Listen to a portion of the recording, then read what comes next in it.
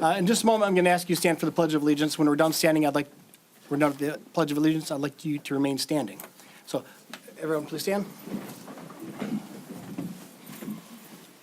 Mr. Ricketts, lead us out, sir. Pledge allegiance to the flag of the United States of America and to the republic for which it stands, one nation, under God, indivisible, with liberty and justice for all. So if you won't mind, remain standing, please. A very good friend of the city, Joe Francis, longtime resident, served 37 years as our DPW superintendent. 37 years in our DPW department, 19 years as our superintendent for the DPW, 31 years in the City of Utica Fire Department. Born and raised here in the City of Utica, right on Cass. Passed away April 26, 2019. In his honor, I'd like to have observation of silence, please.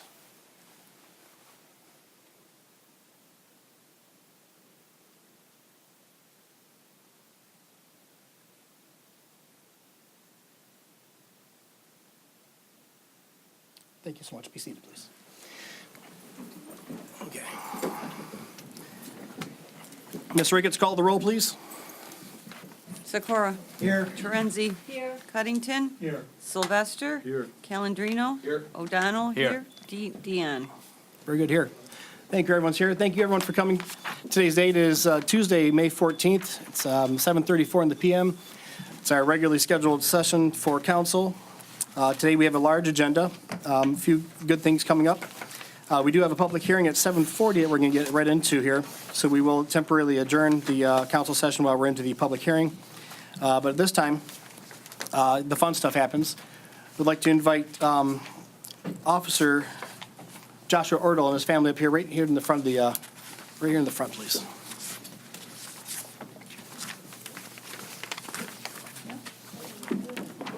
Yeah, Josh, we'll do it right in the front here. Mayor, can I get just a couple of words real quick before you start that process? Thank you. Yes. Mayor and council, good evening. Those of you new to council, this is a very special evening. When the Utica Police Department gets an opportunity to promote one of its own from the rank of patrol to sergeant, it's a great celebration, as you can tell by some of the people in attendance today. Today we have before us Joshua. Joshua was hired into the Utica Police Dispatch Center in January of 2009. He came to us from Ferris State University, where he graduated with a bachelor's in criminal justice. Once in this position, he began to take on increased responsibilities such as field training for the newly hired dispatch personnel. On November of 2010, Josh was promoted to the position of police officer with the Utica Police Department. Once in the patrol ranks, Josh was selected to become one of our evidence technicians.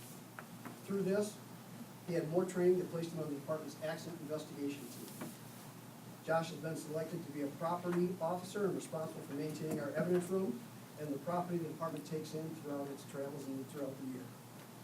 Josh is married to his wife Wendy, going on 10 years, and they have 3 children together. They have twin girls, Jacqueline and Olivia, and a younger 3-year-old boy named Alexander, who are here today to celebrate with him. I have supervised Josh since he started here in the department. I've seen his dedication to the city and the department. He comes to work with a positive approach each day that is contagious to those he works with. I'm proud to see him become part of the command staff and look forward to working more closely with him tonight. With that, I'll turn it over to the mayor. Yeah. Josh, raise your right hand. Place your left hand on the Bible and follow after me. I do solemnly swear I do solemnly swear or affirm or affirm that I will support the Constitution of the United States, that I will support the Constitution of the United States, the Constitution of this state, the Constitution of this state, the Charter for the City of Utica, the Charter for the City of Utica, the rules and regulations, the rules and regulations, policies and procedures, policies and procedures, and the general orders of the Utica Police Department. and the general orders of the Utica Police Department. And I will faithfully discharge the duties of police sergeant And I will faithfully discharge the duties of police sergeant for the City of Utica for the City of Utica according to the best of my ability. according to the best of my ability. Congratulations, Sergeant. Thank you.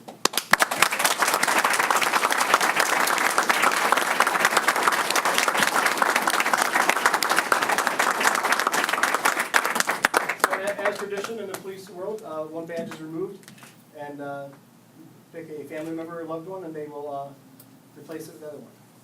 Promotional one.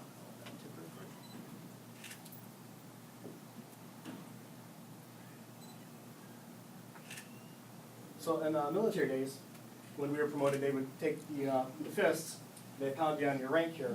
Josh has passed on that one. Apparently assaulting a police officer is frowned on. I don't know. Doesn't matter who you are. So, there you go. I don't know what you do with that one. Do you get to keep that one, Chief? He does, yeah. Okay, well, congratulations, Josh. Thank you. Again, thank you for your Thank you service to very the city of Utica.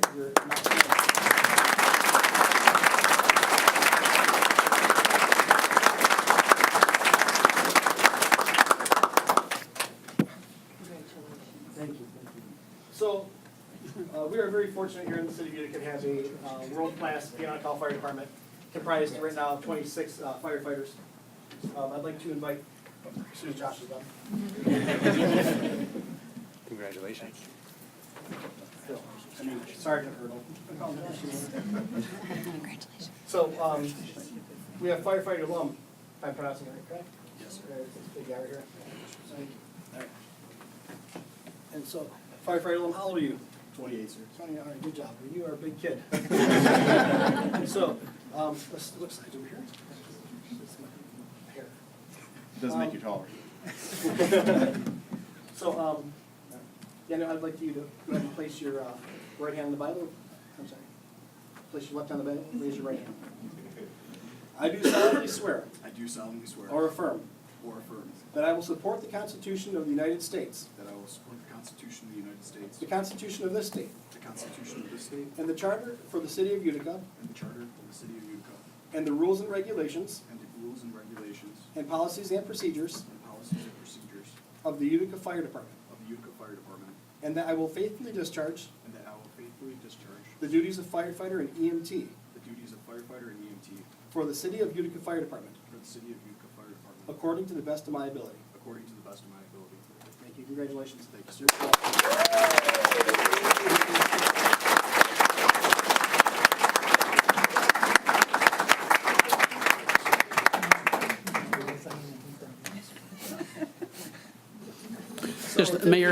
Just Mayor and Council, Dan comes to us, graduate of Macomb County Fire Academy, and they comes fully trained, so there's no money put into training for him. Typically, it's about this time that we lose half of our audience. Well, you're certainly welcome to stay for the nonstop fun that is Utica Council. So, if you have comments, questions, you're certainly welcome to address council.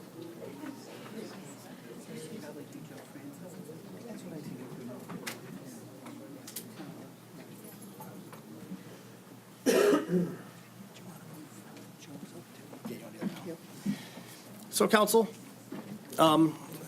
further down on the agenda, I do have scheduled a very special portion of tonight's agenda. I'm going to ask that you, if you don't mind, I'd like to move that agenda item right up to the front at this time. It would be honoring our friend Joe Francis. So moved. Very good. So, moved by Sikora, supported by Terenzi. All those in favor? Aye. Opposed? Very good. Motion carries.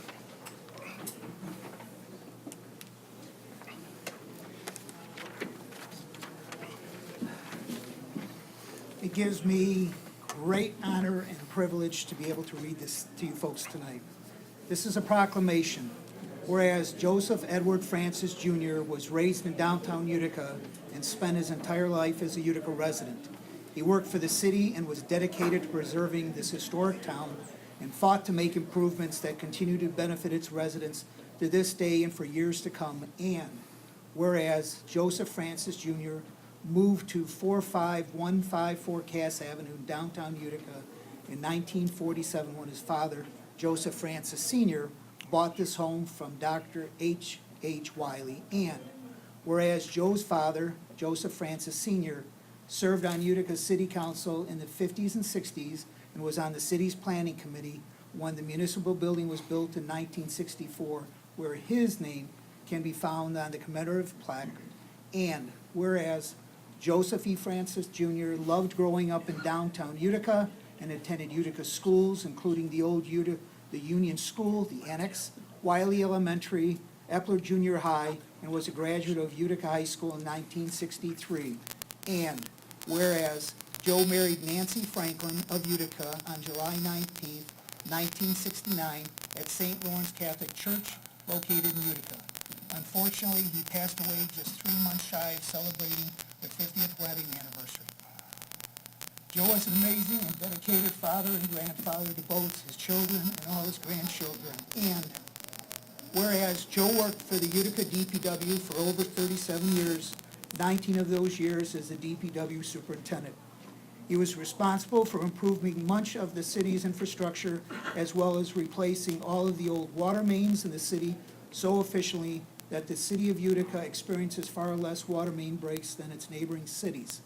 And whereas Joe also served honorably on the Utica Fire Department for 31 years, where he fought countless fires, including the infamous Church's Lumber Yard Fire in 1973, where he was on the first truck responding to that fire that required the help of 7 communities to extinguish the 100-foot flames, and was one of the last to leave the scene 16 hours later. And whereas Joseph Francis retired in 2003 after meritorious and faithful tenure that earned him the Edward Dunbar Rich Service Award from the Michigan Department of Public Health for his efforts in maintaining a quality water supply for the city of Utica. And whereas, more than anything, Joe wanted to serve his community and make it a place his children and grandchildren could feel pride in. Until Joe's death on April 26, 2019, he was still giving his expertise and vast knowledge on city projects and helping out wherever and whenever needed with all city employees. And now, therefore, be it resolved that Joseph E. Francis Jr. has served the great city of Utica and has left his lasting mark upon her as a true son of Utica. By council proclamation, the date of December 11th, which shall from this point be forward be known within the city of Utica, Michigan as Joseph E. Francis Jr. Day. I move to adopt this proclamation. So moved. Support. I'm sorry. Ms. Ricketts, will have a roll call vote, please. Sikora? Yes. Renzi? Yes. Pennington? Yes. Sylvester? Yes. Calendino? Yes. O'Donnell? Yes. Deanna? Yes. Very good, motion carries. Furthermore, from this date, December 11th will be known as Joseph E. Francis Day in the city of Utica. Can you present this?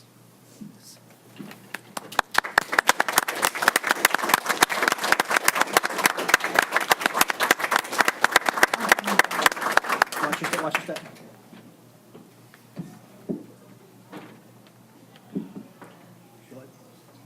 Got him.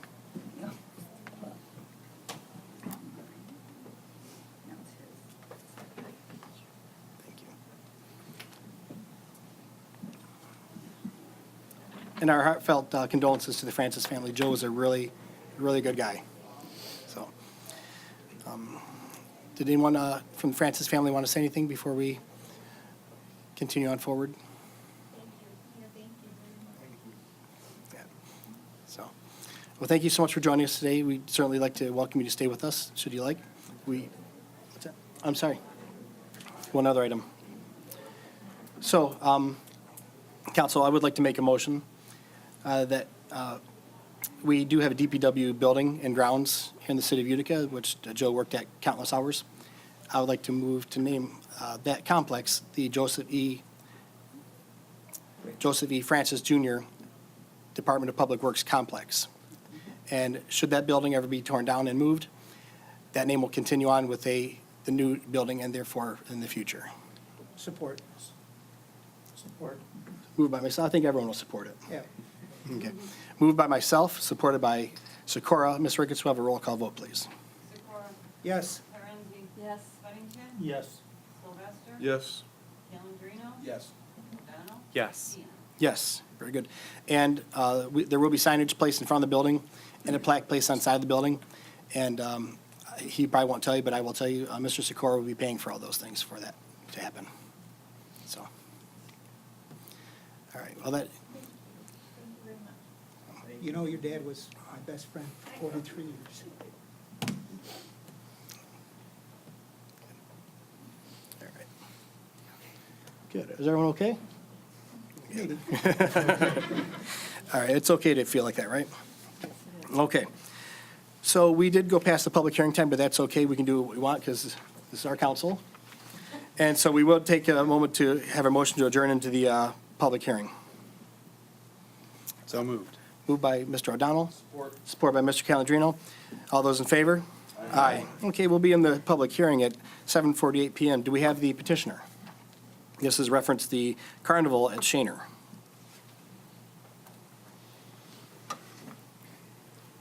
Good evening, Mayor and Councilman. My name is Larry Trigger. I'm here this evening on behalf of the Shelby Township Lions Club. We have an opportunity to participate in a carnival fundraiser. The location which we have selected is at Hall Road and Shaner, essentially east of the Target store.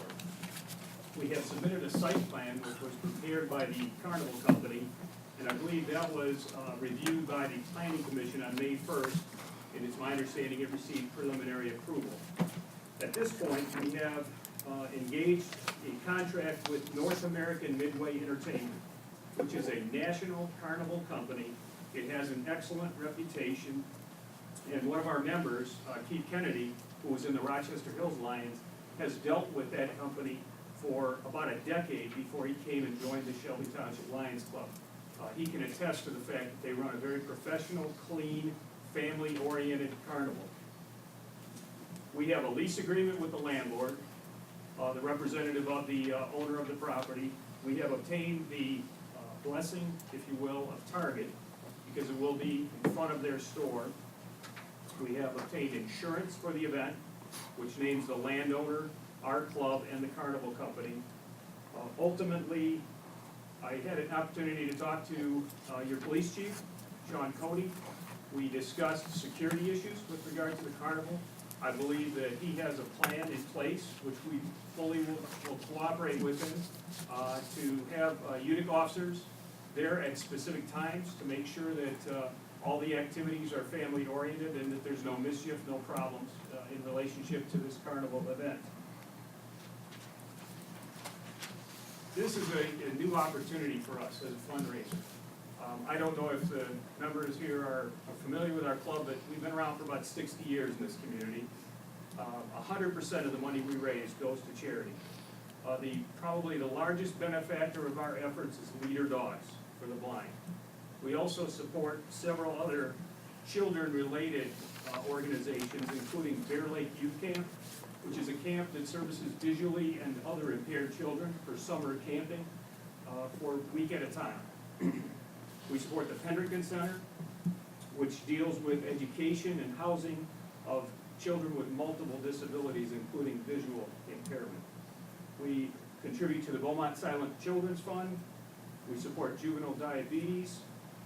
And most importantly, we support needs in the community. Ultimately, we receive requests, virtual continuous requests for people in the community that need help. It could be a ramp to help them get in and out of their house, a new furnace, things of that nature, and we try to respond to those needs.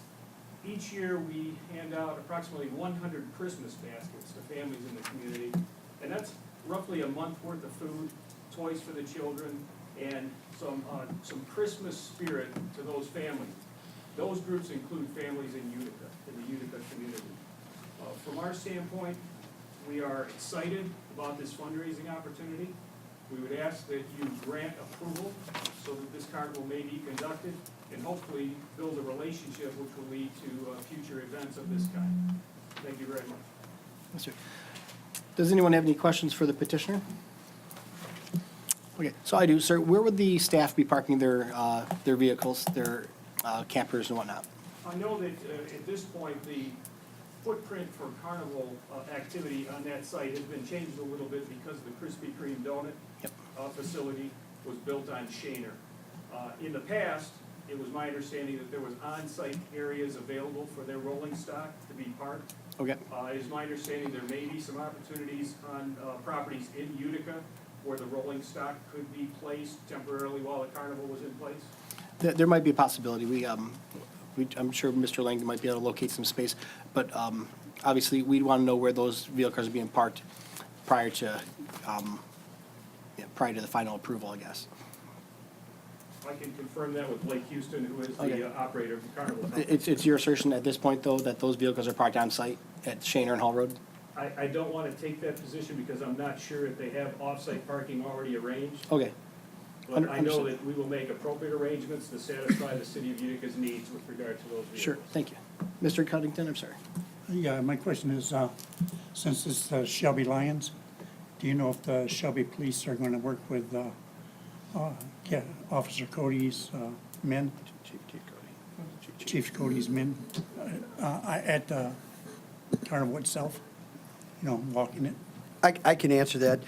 We have a jurisdictional issue there, so any type of security is going to be handled by our police department within our city. I know there's been security concerns in the past. We're looking at a little over a decade ago, we had some issues, and it's been quite some time since we've seen another carnival there. And we discussed those issues with him, and we also worked on a proposal for some security to have officers there during some heightened times to hopefully curb off any issues that might arise. Mr. Calandrino? I know at the planning meeting, there were concerns about porta potties, that they said they needed to be added to the site plan, and I don't see them added onto the plan that we have in our packet. They didn't submit a consent. I'm sorry? But that's one of their contingencies is to have porta potties, so. The site plan itself was created by the carnival operator. To the extent a revision was requested to show a certain quantity of porta potties on site, I can have that provided to the council, to the city, as soon as possible. It hasn't been done yet to my knowledge. And are you going to be using city water at all as a hookup? Keith Kennedy from our club is the one that dealt with the carnival when it was in Rochester. Maybe he can answer that question for They me. will hook up to the nearest water supply. They may seek cooperation from a nearby business, for example, Target.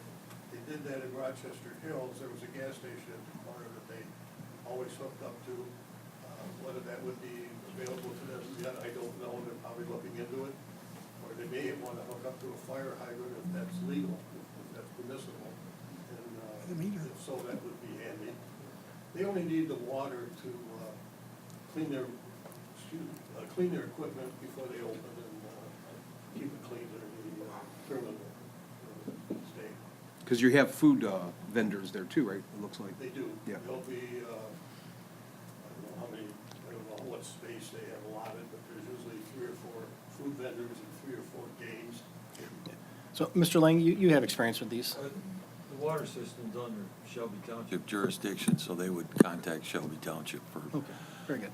water if they were to utilize a hydrant permit, which is typically the norm from the carnivals, and there's a fee and all that assessed, so. But you'd want to reach out to Shelby Township DPW, or, of course, Target or something of that nature, but hydrant usage would be from Shelby Township. All right, Mr. Sikora?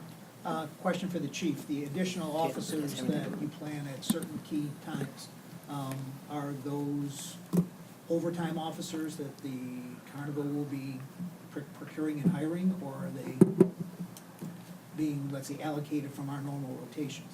Nope, that's a good question, and I should have clarified. That is going to be an additional cost that they've agreed to support. Okay.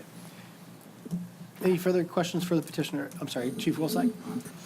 Oh, yes, we have to come in and inspect the rides and the food trailers. There's always a state inspector that. Yeah, well, there's a local fire inspector too, and just make sure that all their food trailers are certified by the time they come here. That, we've had that problem in the past with vendors. They'll And- have proof of the fire retardancy certificates for any candidacies, which there's very little of, but. Yeah, but the food trailers themselves have a certification that they've been inspected, and that has to be up to date for all those trailers. They'll have the paper certificates that correspond to the certificates on the equipment. I understand that, but we've had problems in the past with other carnivals that have been in our city, that they were scrambling at the end. So if you could just head that off prior to have them certified prior to coming here. Believe me, they're well prepared. Okay. The North American is a great company. Okay, anything else for the petitioner? Anyone from the public have a comment or question for the petitioner? Okay, very good then, sir. Then would require a motion to go ahead and close the public hearing. So moved. Moved by Sikora, supported by Terenzi. All those in favor? Aye. Opposed? Very good, motion carries. Thank you. Sir, thank you so much. Thank And obviously, we'll be, if you'd like to stick around, we'll be talking over your matter, voting over your matter in just a few moments. We can't make a vote in public hearing, so, okay? Francis family, thank you so much for being a part of our evening tonight.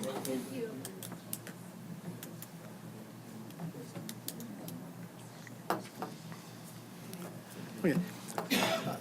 It is item number 2 on the agenda. It's public comments. Is there anyone here in the audience tonight that would like to address council on any one item that's on the agenda? If anyone would like to have any questions on the agenda, then you'd like to address council, okay, an item's limited to the agenda, we'll have a chance to have general comments about anything off the agenda after the meeting. So ma'am, if you would like to make your way to the podium to have any, to address council? Thank you. And ma'am, if you don't mind, once you're there, would you please give us your name and your address? My name is Jeanette Johnston. My address is 8815 Monkey Court. Thank you, Ms. Johnson. How can we help tonight? In regards to the car wash, I brought this up at the planning committee meeting. I live literally directly behind where this is gonna be, and over the weekend, some new flags popped up in the field back there. I'm really concerned about how far back towards the residents there that the building's gonna need to go, because I can hear the blowers from the car wash that's already there across the street, and if this thing's gonna move much further back, excuse me, let me explain myself, there's a building, or an existing building there already, and I realize that's probably not gonna fit there, they want to put 21 vehicles in front of it, so that means this building has to come quite a bit back, I would assume. And I guess my question is, how close to the property line is this building really gonna be, because I'm concerned about the noise, 7 days a week on a blower in here. We do have representatives from the car wash here tonight? We do. Okay, so ma'am, they're gonna have some drawings that they're gonna be able to demonstrate tonight, and that might be able to alleviate some of the questions or concerns. But at that point also, you'll be able to address those concerns and ask those questions of them too. So we'll make sure you have a fair chance to do that. Okay, was there anything else, ma'am? No, that was it. Okay, thank you so much. Specifically, her question about the flags, though, can they answer that question, perhaps? I didn't understand what this, like, they're. Oh, what those are, I'm Were assuming those those are the stake, surveying- those are staking flags. They're probably working the underground utilities to make sure that what is either underground or what could be potentially above ground at some point. I'm sure that's an engineering process at this point.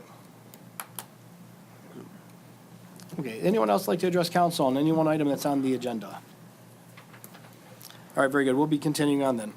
Unfinished business.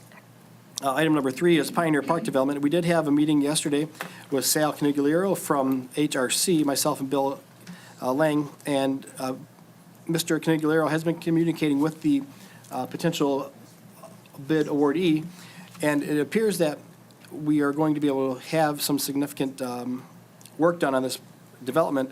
But according to Mr. Canigliaro, he needs 2 weeks' time to confer with Mr. Lang, myself, Mr. Paternoster, and the potential awardee to the project. So if we could table this for next month's, and for 2 weeks, we might look to have a special council session regarding this. And if we can table it to that point, that would be appreciated. So moved. Support. Moved by Sikora, supported by Ms. Terenzi. Any questions, any discussion on the matter? Very good, Mr. Ricketts. Actually, we're, all those in favor? Aye. Opposed? Very good, thank you. Consent business, there was none noted. We did receive some correspondence. We received correspondence and congratulations from Senator Peter Lucido. Thank you letters from the Knights of Columbus, Shelby Township Memorial Day celebration invite, and I will go ahead and announce that now. Memorial Day is going to be celebrated in Shelby Township, May 26th. It is a Sunday before Memorial Day. Shelby Township is hosting their event there. They've invited us to join with them at their event to have a co-community event. So the city of Utica will be doing Memorial Day at Shelby Township with them. They have a very nice facility and a memorial at their 24 in Van Dyke location. So we will be posting it on our TV channel. We'll be posting it on our social media as well. So if any members of the community would like to join and recognize our fallen members of our armed forces, it would be Sunday, May 26th at Shelby Township. I believe it's 1:30. And check with City of Utica Facebook page, website, and our TV channel 5 and 10. Furthermore, received a letter from Ms. Lorraine Briscoe. She is displeased with some of the trailers that she is seeing parked in front of homes, that they are trailers and boats and commercial vehicles. She does not appreciate that, and she would like to see the ordinance be changed to the point where these vehicles are stored either behind the property or off-site and no longer in the driveways. I am here, Oh, but yeah, I just drive to the neighborhood and I see these trailers, they're like that far from the road. I feel like I'm living in a trailer park, literally. yes, ma'am. It's not trailers, it's boats, and Do you know I where can we have kind that of ordinance, do you excuse the know? workmen's Did we start with that? trailers in their driveways, but I don't appreciate it. Sure. And it's like they stay there all year. I think one person lives in that mobile home.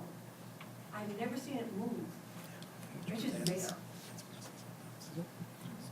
So- there not something? There's certainly something we can do, ma'am. So Jerry Hicks is our code enforcement officer, and he, when you and I spoke, references, we emailed back and forth. And did we talk on the phone too? No, I just emailed you. Okay. Sometimes I ask people to, to have a conversation. But with this, I did inform Mr. Hicks, our code enforcement officer, and he is going to take a more vigilant stand against the vehicles that are improperly stored. Right now, the ordinance allows a vehicle to be stored, or a trailer and boat to be stored on the driveway 20 feet away from the street. And then additionally, it could be stored in the side yard, not to exceed the curtilage of the front end of the house, the front corner of the house. We'll make a tougher stand at this point while the ordinance is in place to make sure that those are met. In the meanwhile, we are looking to change some ordinance details on that. Mr. Sikora could probably touch on that for you. I have, on my street, I went from 3 trailers down to 2, only because somebody sold them. I have talked about this, we have discussed it, we've mentioned it, that it is gonna be addressed in ordinance So somebody revision. else is bothered by it. Oh, it's more than you think, I'm just so. almost embarrassed to have friends come over because they, what is this, I mean, years ago, I had a neighbor storing one of their friends' trailers from another town because their town didn't allow it, so it came to our town and sat in our driveway. So it is an issue, I promise you, I will promise you, it will be addressed. So, Thank you. All right, thank you, Ms. Briscoe. Was there anything else, ma'am? No. Okay. Let's get those trailers someplace. Thank you. And I agree that, sometimes like the workmen there, they have a shop, they sometimes need to bring it home, but to store it there permanently is definitely an eyesore. So thank you so much. We also received Utica Community Schools Foundation, an educational excellence, thank you to our city clerk for having, Ms. Ricketts, was that for the breakfast, or the career focus luncheon? All right, thank you. So again, would require a motion to receive and file these correspondence items. so moved. Moved by Sikora, support by Cuttington. All those in favor? Aye. Opposed? Very good, thank you, motion carries. Next, we have the Utica Lions Pancake Breakfast banner request. Do we have a member? Can you please give us your name and address? You're fine right, no, Ms. Trenzy, you're fine right there. Okay. The Utica Lion member that was supposed to be here had an emergency with a family member and is at the hospital. So it's me. I am a partner in service with the Utica Lions. We are a much, much, much smaller group than Shelby Township. However, we do all of the same things, everything that you mentioned, every agency, the silent dinner, we're going tomorrow night, in Penderton, in Bear Lake. We also give to all those, and Leader Dog is also the very big one. We don't have as much opportunity for fundraisers since baseball field went up, but we do still have our pancake breakfast, which is going to be on June 9th. So I'm here to ask, as a representative for the Utica Lions, that we are allowed to put up the banner that we always put along the fence that says the Utica Lions Pancake Breakfast. And I do believe that there are some sandwich signs that they put up on Van Dyke near Hahn as well. The pancake breakfast, I don't have the prices, so I'm not 100% sure, but it's like price per family. I invite everyone to come, please come. It runs from 8 until 12, and I will be cooking or serving or cleaning, probably cleaning, because that's my job. I wipe the tables, that's what I do best. And Ms. Trenzy, where's it located? It's in Grant Park, at the front pavilion, not the pavilion that the Lions built, which is the Beck Pavilion, which is in the back. It's at the front pavilion. So it's at the front pavilion, and it will be from 8 until 12 on Sunday, June 9th. So I'm asking permission formally to have the banner put up. And I will abstain from voting.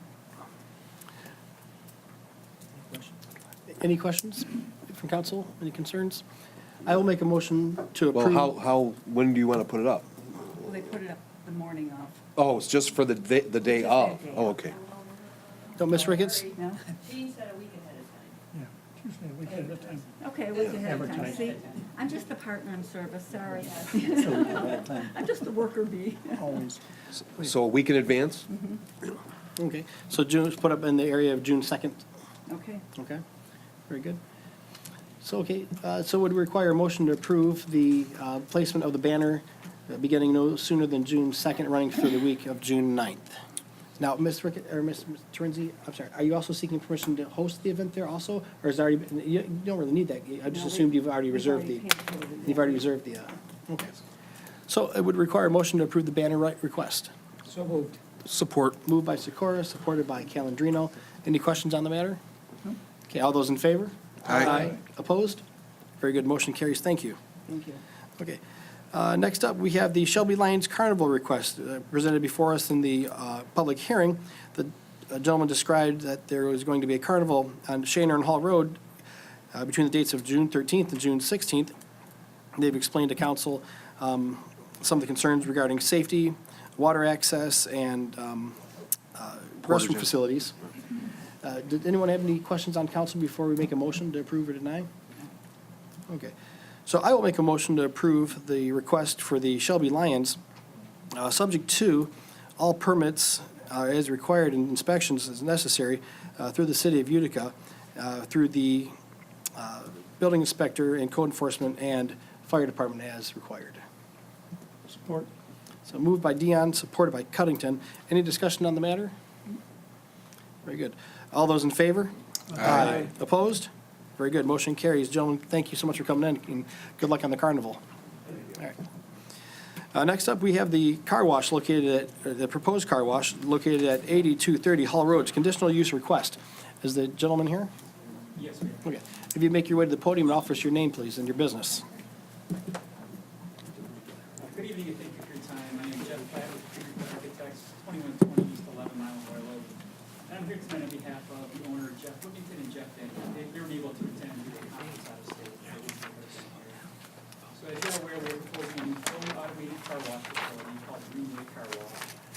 The owner proposed to create a new car wash concept that provides the highest quality wash, great customer experience, and is also environmentally responsible. This is their first location in the area, but they are looking at several more as well, too. So just in a nutshell, before we get into our presentation, this will be a fully automated, state-of-the-art facility that can process up to 190 cars an hour. It'll utilize the highest quality equipment and wash media to provide an exceptional wash for customers. And it's also environmentally friendly, utilizing features such as water reclamation, as well as possible stormwater harvesting for site irrigation. Now, this wash will also be unlike many washing areas. Where most washers may be comfortable today are very low ceiling, claustrophobic, dark with relatively no windows. This is an entire new concept. Much higher ceilings, this will be full glass along with tunnels, more daylight, as well as views into and out of the car wash. You bear with me for a second. Grant Porter's in here earlier, so I couldn't really set up.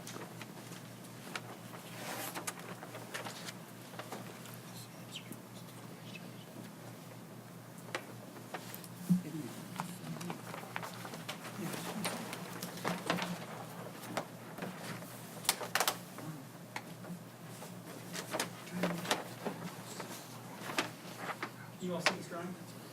This is our proposed site plan for the development. So just to give you some bearings, we have Hall Road to the top of the drawing here, and this is at the primary site identified by this dark outline. So it's a regular piece of property. The car wash building itself sits generally right in the middle of the property. One thing to note too, that we have 2 points of entrance or access to the site. This is an existing shared drive, which would be to the west, and then we have a new driveway to the east. So generally speaking, customers will enter the wash facility, flow in a counterclockwise manner across the building to, we have basically tiles. So there's automated pay stations right here, then they'll enter the wash funnel itself, proceed through the wash, and either exit the site or move to the vacuum area. When you say automated pay, are there no attendants? There is one attendant within the building. There's 3 lanes, so 2 are fully automated, and 1 is attended within the building itself. So at any given time, it could be 2 to 3 employees in the building. There is an automated And is it your position that you require both driveway entrances? That is correct, the proper flow around the site. Have you guys made any attempt to negotiate with the city of Utica for the driveway that's to the west?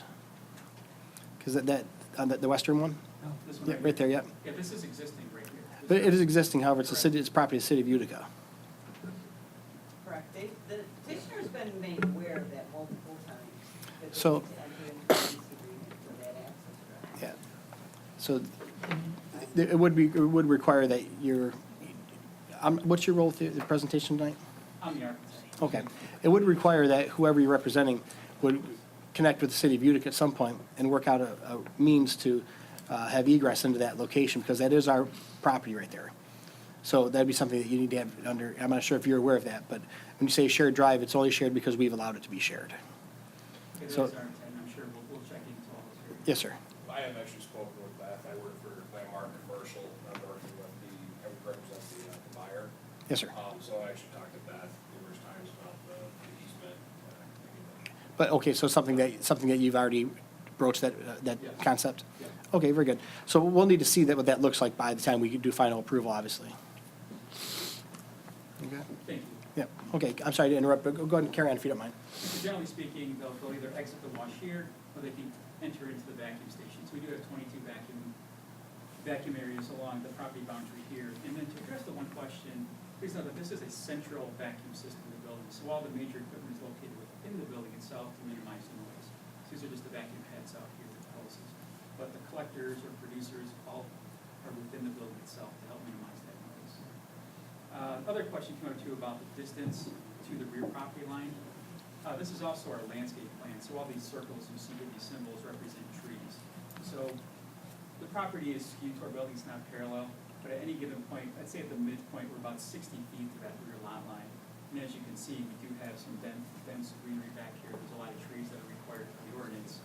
We do have pretty dense coverage right here. So all the vacuums are held to the front of the property along the wall. And again, the noise is further reduced based on the vacuum equipment inside.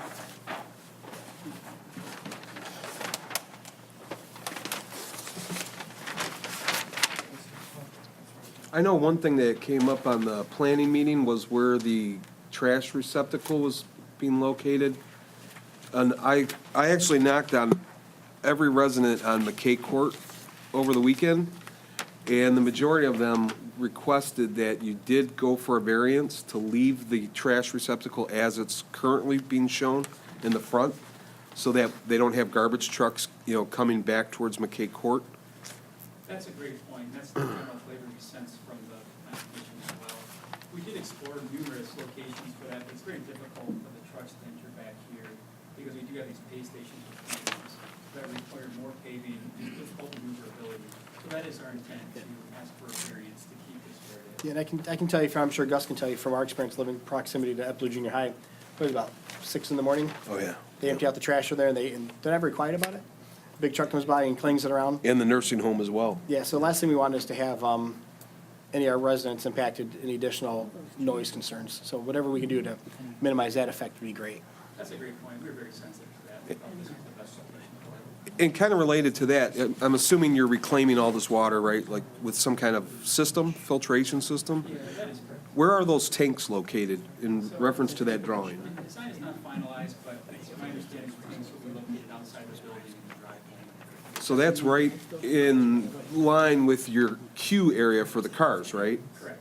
So I would assume that you won't be cleaning those tanks during business hours, because that would affect your business, right? That is correct. Those hours will be scheduled. Exactly. Well, that's really gonna be close to the property line for McKay Court, or is there any way we can limit? I mean, I wouldn't want residents, are these loud? I'm guessing if they're sucking up gunk out of these tanks, that they're pretty huge trucks, is that right, or? Yeah, I'm unfamiliar with the process. It'd be like a backyard. Yes, it is. I don't think we'd want, those trucks coming in at 3 in the morning and sucking out those tanks, right next to the residents there. That's a great point. I'm sure we could schedule maintenance hours, not at those times. I believe the wash hours are from 7 a.m. to 8 p.m., if I understand correctly. So we could definitely tank, from what I understand, is actually inside of the building itself. Oh, where, the access for where the truck would, It's access from inside of the building, okay. so it would probably reduce noise greatly. You're not gonna have much of an issue in terms of noise, everything's kind of contained. Okay. Your screen wall on the back along McKay Court residence, and it says 6 foot, is that concrete or a fence? What is it? We are proposing a PVC fence along that area. I see. Can I add one more thing? And this came directly from a resident on McKay Court.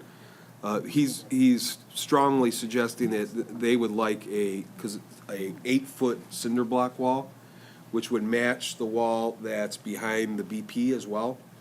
Because right now it goes from cinder block to cyclone fence with barbed wire. And the residents there do not think that a 6-foot PVC fence will be adequate to reduce the noise. He's only the architect. So, so your position's only the architect, so this, Correct, you don't have the yes. negotiating power with that right at this point. I'm not sure if the variance requires that type of wall. I don't know. Do you have a maybe the planners- representative from, We don't even allow any wall. That's 6 feet max. 6 foot max, and it's a 4'6" minimum, I believe, with the ordinance requires. Fencing is completely compliant. Yeah, their site plan was approved by planning commission, so. I'm just telling you what the residents said. Right, but unfortunately, all those residents did receive a public hearing notice, so they should have came to the planning commission meeting. If I could add one thing too to that. My name's Eric Lord, I'm with Atwell, with the site civils. And just to keep in mind too, that all the vacuums, anything that's really the noise generator for the site, purposely located on the Hall Road side, away from the residents to the south there. So I think it's, plus, between that and the operation contained as much as we can to the inside of the building, I think noise is gonna be greatly reduced to what you might think, so. The exit point is to the left, right? Is that right? That's correct, yeah. As I'm looking at it? Yeah. Because really, to me, it seems like the car washes I've been to, the noisiest point is when the drying blower is blowing.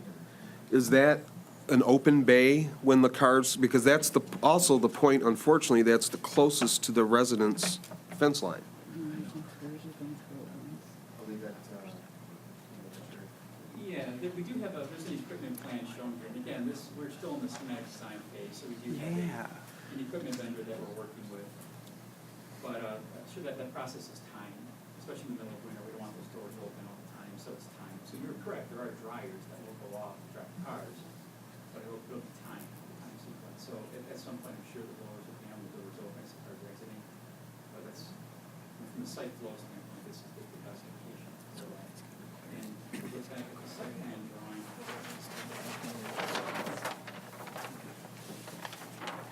Yeah, so you do have the commercial building that's located right here too. So that's this point right here. The surrounding homes are back in the city. Oh, you're right, yeah. This is a commercial building right here. That's the amusement plan for the lots of the- You're right, yeah. So we're not in line with the homes. I was thinking that was McKay, but you're right, that's not McKay. Is this a prototype, or is this the first building, or is there other ones like it already? No, this is their first concept, so they're looking at the properties right now, they're planning to do several washes throughout the year. I see. We do have renderings that I can show you, so there's. Oh, yeah. So here's the building. To the south, you're trying to minimize noise that block you. Yeah, so they would be coming out more over here. okay, so I'd like to revisit the idea about the trash can. Planners, we noted that current location would require a variance. Okay. And I think council, from our discussion, we feel pretty confident that its current location as posted would probably be the better location. Okay, and it might be, and I don't know if I speak all for council, but I would speak for myself. I know like those that have nodded their heads, but it'd be our assertion that we want that in that location. So maybe in working together with the developer, that we would help reduce the fee for the variance request when you make application for the variance, if they would see to applying for such a variance. Yes, sir. We have actually already applied for the variance. Oh, well, thanks already. We've got a seller, we've got a letter, he signed off on the letter saying that his recollection is request. Okay, well, thanks for being proactive on that. That works. Okay, well, we wanted to extend a thank you for, thinking ahead and go ahead and think of our residents, because obviously that, and the rear location, or the southern location on the property would be undesirable. And so you kind of, the design determined that it would be the best location, obviously. So, Mr. Ensign? My question has to do with the resident's concern. Her concern is that she can hear the car wash that's on the other side of M59. Is that what you said? I forget your last name, but I know your first name is Jeanette. Johnson? Ms. Johnson? And you had said that your plans are considerably quieter. So will she have the same interference from the one that's on the other side of the road plus a median in the middle, from your, like, what will be the difference? Being that she's farther away and you're right close to her. Correct. And the vacuums across, I was on site during the midday on a Tuesday afternoon, and it was a long haul road. But I did, those vacuums across the road, the $3 wash, those are all external. All their equipment, their motors are outside. In this case, this is a central vac system, so all the equipment is located within the building itself. Outside, there's just a hose where you use the car. So all the noise is contained inside the facility itself. It's not the Thank you. vacuum so much, it's the blower. Every time a car exits. The dryer, right? What I would, Dryer. Blowers go on. And I realize you're gonna keep it contained inside that building, but it's also, like she said, quite a bit closer to my house. How contained can you keep that noise, or is that system any better than what they've got across the street, so it's not gonna be, I can hear that one when it's across the road, and you gotta imagine that that's gonna be loud. I don't have a decibel rating on the blowers, but what I was told from our equipment vendors, that this is all state-of-the-art technology. This is all electric-driven motors. The equipment itself, this is not hydraulic equipment. It's much quieter. Even the belt itself is a conveyor belt system the cars pull onto. It's almost like a grocery store. The car pulls on its conveyor system. This is all high-end, top-end equipment that we're proposing at this facility with the intent to be as quiet as possible. Okay, and then moving on, in the same vein, is that those are trees that you're planting, and will the trees help offset the noise? Are they going to be big enough, tall enough? Yeah, I would think they would have to. There's required plantings for the ordinance, and we do have the tree species that are allowable for the ordinance. Well, I was just saying, we're actually in excess of what the ordinance requires from a landscaping perspective, just trying to, we really got a pretty big open space here, which is kind of the residual leftover property, which is great just from a setback perspective, but it gives us the opportunity to plant some more trees and give it a little more visual buffer. From a sound perspective, I think it's just the pure distance away plus the wall is really gonna provide some level of sound barrier. But it's a long haul road, so I don't think anybody's trying to, say there's gonna be no noise or anything like that, there's clearly noise coming from the haul road. But we're certainly gonna do the best that we can, and I think that this being a more modern system, much more modern than, say, the one across the street, I think we've got a better opportunity to do some things to minimize noise. Going back to the tree issue, I can't tell when it says a 3-gallon pot, is this tree gonna grow to 5 feet tall? Because if the fence can only be 6 feet tall, I'm looking at something that provides an artificial fence that will again be a sound barrier, a wind barrier, and to be honest with you, you show 3 lanes of parking on the south side. As you enter in, you're gonna stack cars until they can go into the car wash, 3 lanes. So you have people in the winter, when the lights are on, are gonna be coming down that driveway, and you're still gonna get lights above the headlights, above that 6-foot wall. So is there a guarantee that the trees you plant there, whether, again, you're over, you say by number of plantings, but are they gonna be tall enough to say, okay, this tree's gonna be 8 feet or 10 feet tall at maturity, which will help get rid of headlights, get rid of other lights, get rid of sound? Yeah. So if there's something, again, my apology, I don't know what a 3-inch CAL means, by a tree That's species. caliper.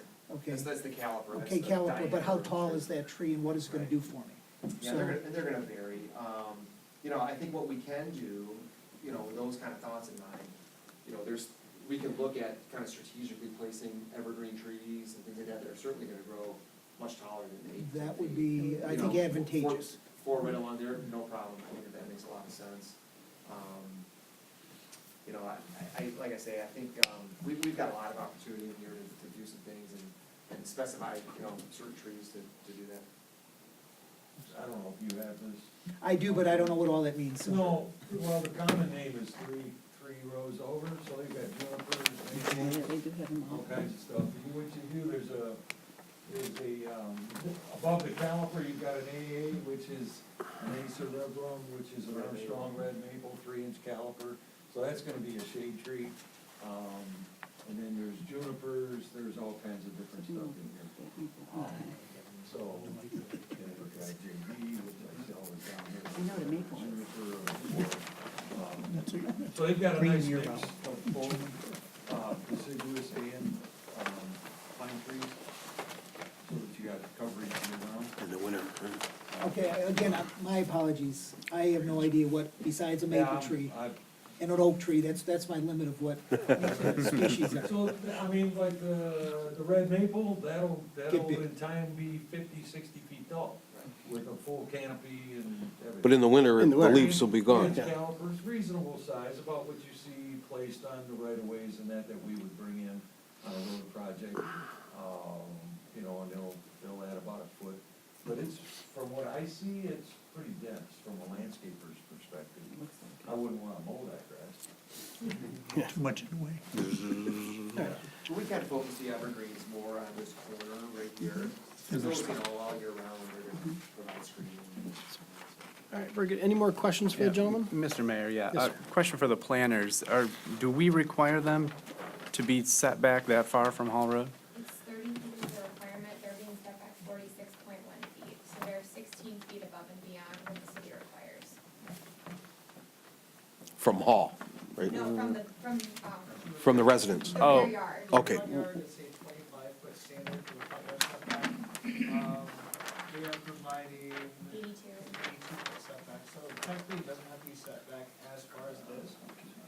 But- From Hall Road? From Hall Road. Okay. But given the way that we have the circulation of Union Drive as well as the parking spaces that are required, we either have to be in the parking spaces in the front or the parking spaces in the rear. So it's kind of picking your poison. So the parking spaces along the front side kind of made more sense in this regard. So they still have a greater than what is required for the rear yard setback. So they did build out to the minimum there. So, and you do have that evergreen screen and the extensive landscaping, which is well beyond what the ordinance requires. Because if you guys do gangbuster business, that whole back portion is gonna be 3 rows, 3 lanes of queued-up cars running with exhaust, you know, giving off exhaust with their headlights on, engines running, right? Well, I mean, yeah, if it's gangbusters business, you know, I mean, I think, the ordinance requires a certain number of stacking that we have to provide. So we've got room for that. Now, the likelihood that that's gonna happen on a regular basis is probably fairly small. It's really dictated by the ordinance. You know, the stacking. Any further questions for the gentleman? The question is, this is a single lane wash, Correct, yes, it is single lane. so no matter, you have 3 wide and outside parking, you're only gonna get 1 in at a time. That is correct.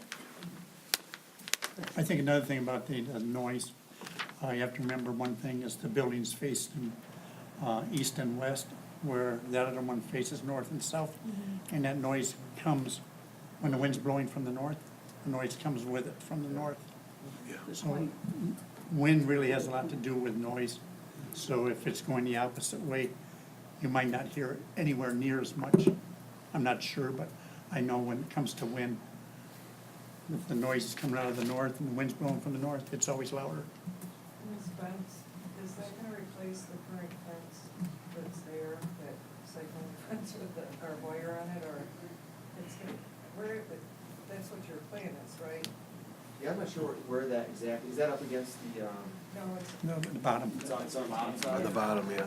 That's their fence It's a here. retaining wall right here, where it's gonna be intact, there's a grade change on each side of the wall. Yeah. To the west, but, yeah, correct, that's a new fence you're proposing, along the southern boundary line. Can I ask selfishly, more trees towards the middle, because that little corner over there, there's 2 rental houses right there, they could that's why they're not here, they don't care, you know what I'm saying? I live in the middle, probably like directly in the middle there, so my house and the one to the right of me, be a little east.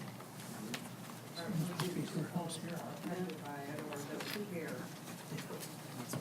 Yeah, I honestly don't mind moving around some trees and that, I will tell you that pretty fixed where it stands right now. And you really, you have to be careful, you can't plant trees too close together, because as they grow, they'll.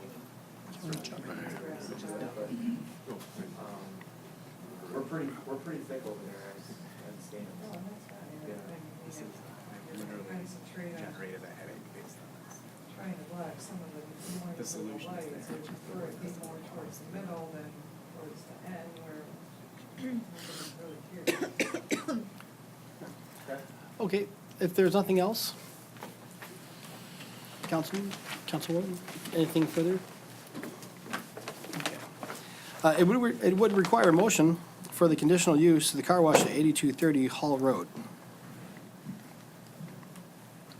Now, conditional use is just allowing, how far are we going with this? They still have to come back with final site plan? They Or already have- got final site plan approval from planning commission. The only question Was is the this last dumpster. variance. Dumpster. Yeah, the dumpster variance. Yeah, so this conditional use would basically just be approving the use of a car wash. And the reason it had to come before city council was because it was drive-through in nature. So any drive-through establishment is considered conditional use, which requires council approval, so. Of course it does. I'll make the motion to allow conditional use for the car wash located at 8230 Hall Road. Again, please take everything that we said into account, even if you don't have to take it into account. Support. Moved by Sikora, supported by Terenzi. Any discussion on the matter? Ms. Riggins, we'll have a roll call vote, please. Sikora? Yes. Torenzi? Yes.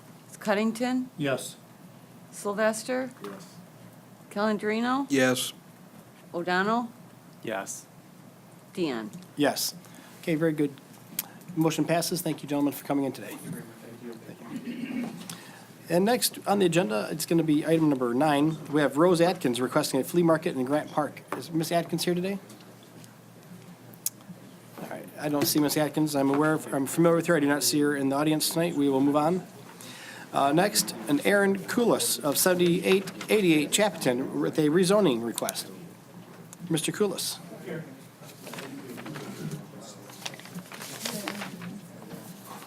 Printed out and highlighted the property that we're talking about here. Did I say it right, Koulis? Yeah, my name's Aaron Koulis. My wife, Kim Koulis, is the original owner, so I'm here on her behalf. Okay. Speak for her. Thank you. She's on the house since the late 90s. And we've always operated it as a 2-unit. I actually can read that. Thank you. Did you print these yourself? That's pretty nice. No. Okay, we get it. I was gonna say, no, these look really nice. You got a couple extras in around? Okay, so Mr. Koulis, so the purpose of your rezoning request would be what there, sir? We're looking to refinance. My wife's a realtor, and she knows that there's issues with refinancing single-family zone homes with multifamily uses. Banks give, I can't speak exactly, she can speak better to it, but she's a records owner. So we're just looking to get it zoned to its appropriate use that we use it as currently, which is 2-family. The stairwell was built onto the back of the house. The stairs are covered, and it's currently 2 units, each with apartment 1 and apartment 2 from the male. So, Okay. I'm just trying to, we're just asking to be zoned for ease of future sale if we need to, or for. Is this the house behind Ace Hardware? Correct. We share the fence. It's right behind docks, right? Yeah.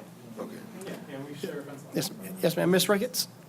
This is not a formal rezoning request, we're just here to see how you guys think.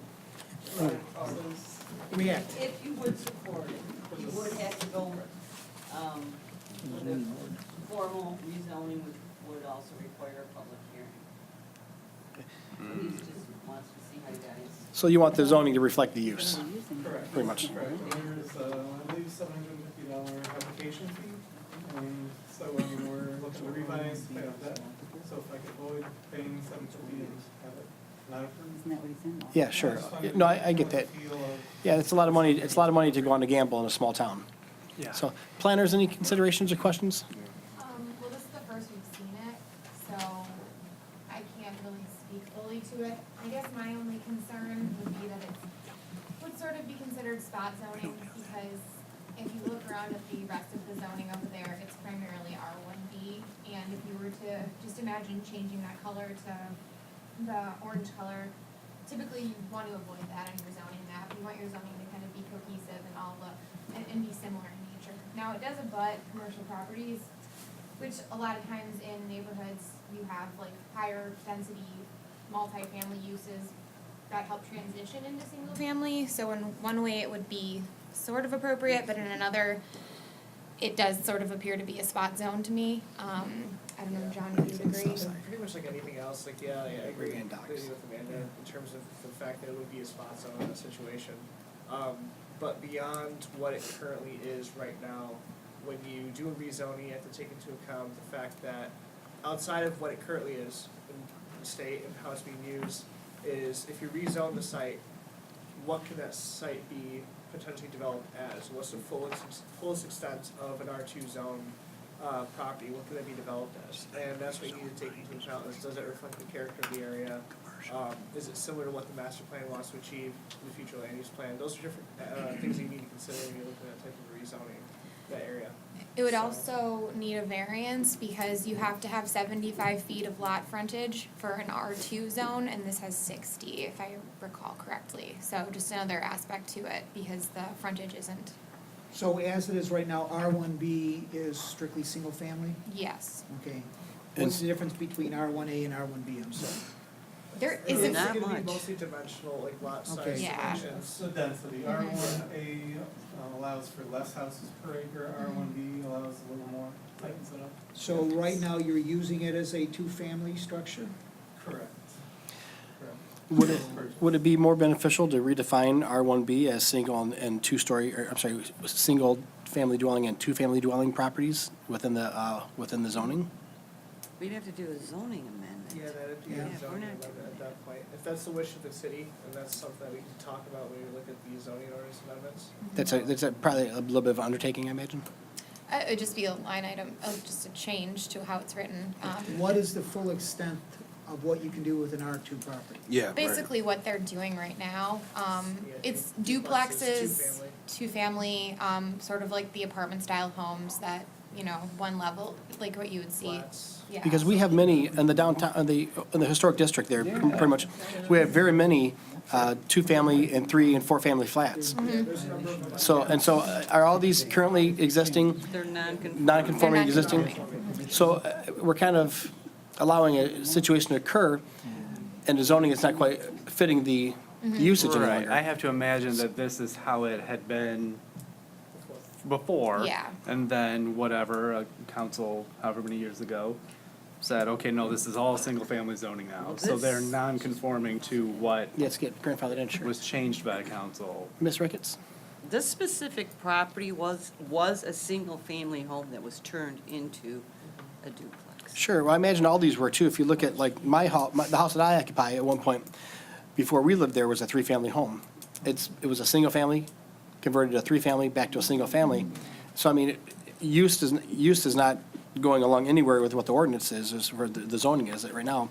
But as it sits, it's currently, I think the biggest difference you see with an R2 is you can overtly make an R2 zoned site look like a duplex or like a two-family home. Like you can have Whereas two doors, two Yeah. garages. Currently, like right yeah. now, it still has a single-family character in most of these areas.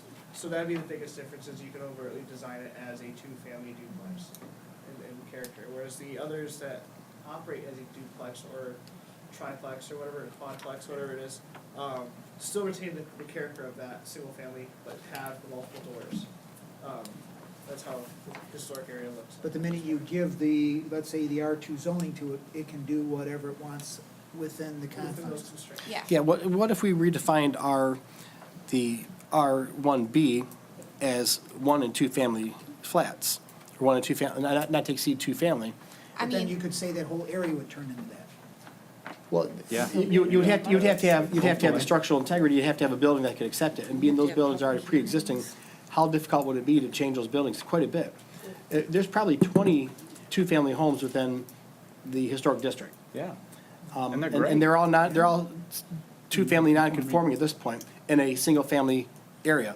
So why don't we really look at maybe changing the zoning to match the use? It'll take a couple months. Sure, understood. You don't have a couple months, but, I mean, John, I'm Well, I sorry. was gonna say, like, one thing that we could do is if that is a character and you guys are okay with the character of that type of use and everything else in the district, you could always have that redefined in the R1B district.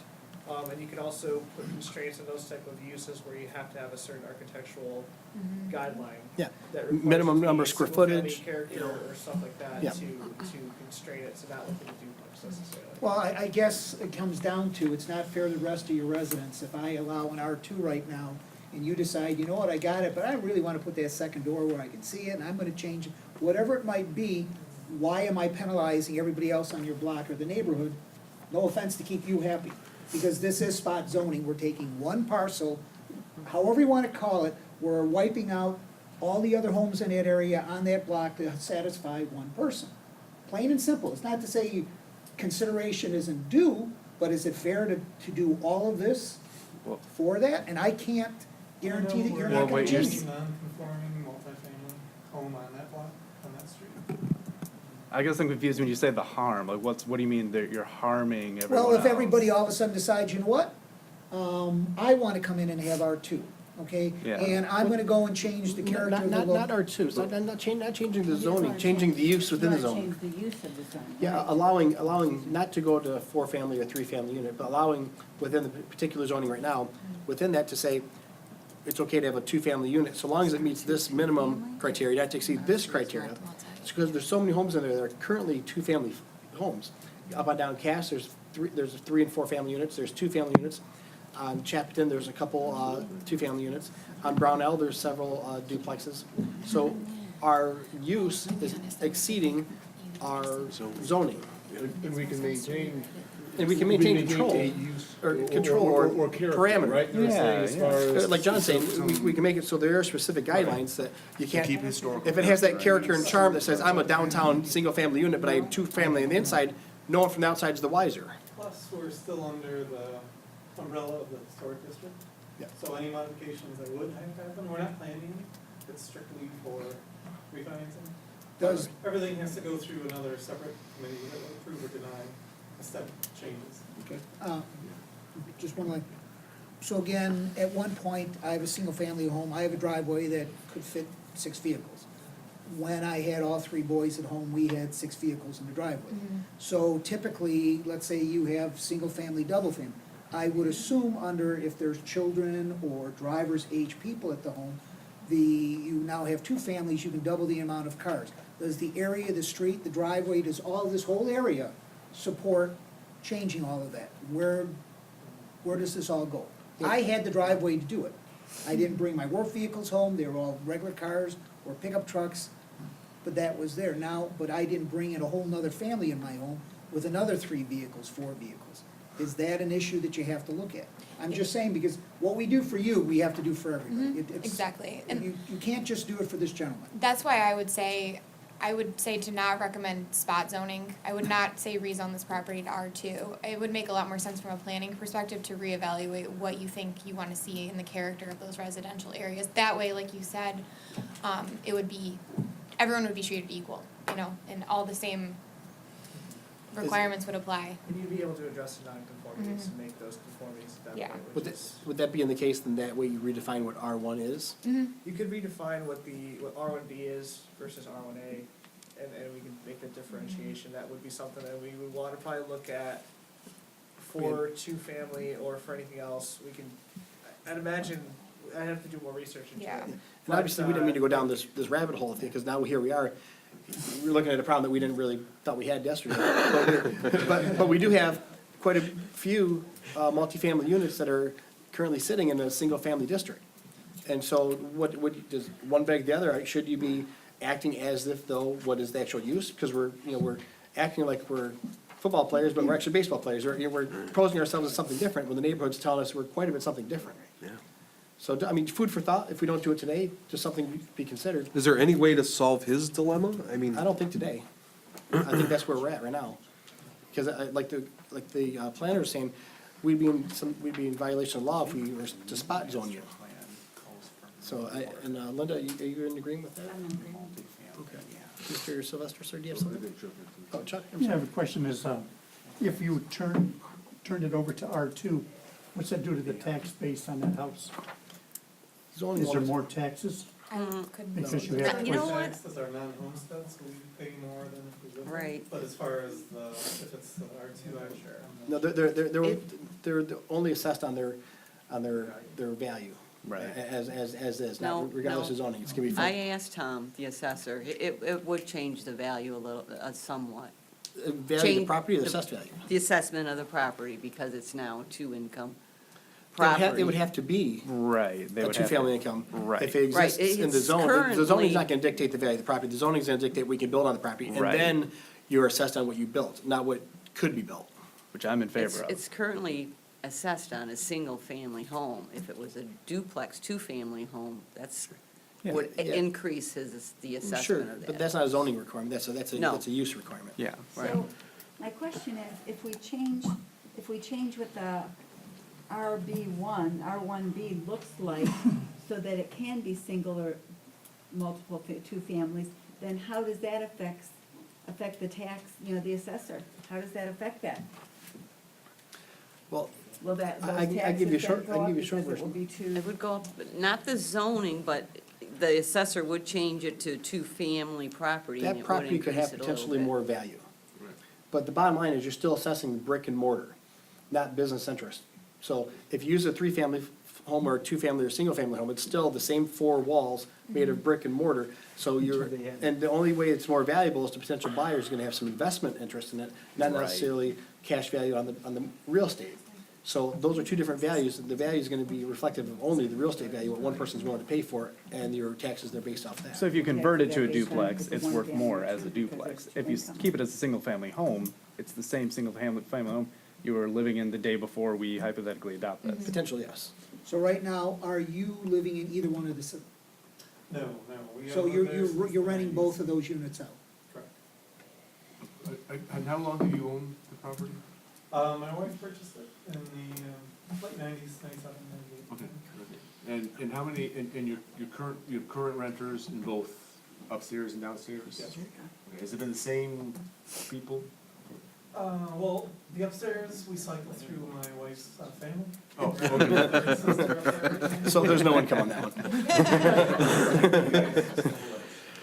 That one's, they're both the same, technically, two-bedroom, one-bath, kitchen, living in. Right. But the upstairs is about 550 square feet, the downstairs is about 950 square feet, so everything, of course, is bigger. But yes, we turn over the tenants on the upstairs typically every 2 years. And downstairs is more like a 3-year turnover. Okay. Is there a new person recently for, I live behind Yeah. it. Or behind that, so. Yeah, they moved in, he's on the first of May. So, all right, council, anything further for the Is there a gentleman? problem? He looks concerned. Is there- No, and I wanted to thank you for the map, I've learned more about our community in about, 2 minutes, just looking at Yeah, this. and, yeah, I'm keeping this. Yeah. He won't be able to. This was just conversation, just dialogue. So if there's nothing further, today, the gentleman, Mr. Kulis, came before us just to kind of get a feel for council. There's no motion required. We're going to take no action on this today. But I think you can assume from the conversation that's been held that it might not be an appropriate action for council or our planning commission to be able to take. But you're certainly welcome to meet with the planning commission to see what their thoughts are. Okay? And I mentioned maybe finding what that meant, so in the future, possibly. it's a conversation to be had for sure. That's not gonna be something that happens overnight. No, Yeah. 7 months. Okay. Mr. Kulis, anything else, sir? All right, sorry we couldn't be of more help, but thank you so much for coming in. All right. Okay, moving on, next item is gonna be item number 11, it's the Christina Nicolai. of 45-241 Van Dyke, seeking a penalty relief request. Is Ms. Nicolai here today? Ms. Ricketts, do you have any correspondence from her regarding her request, or can you tell us what it's about?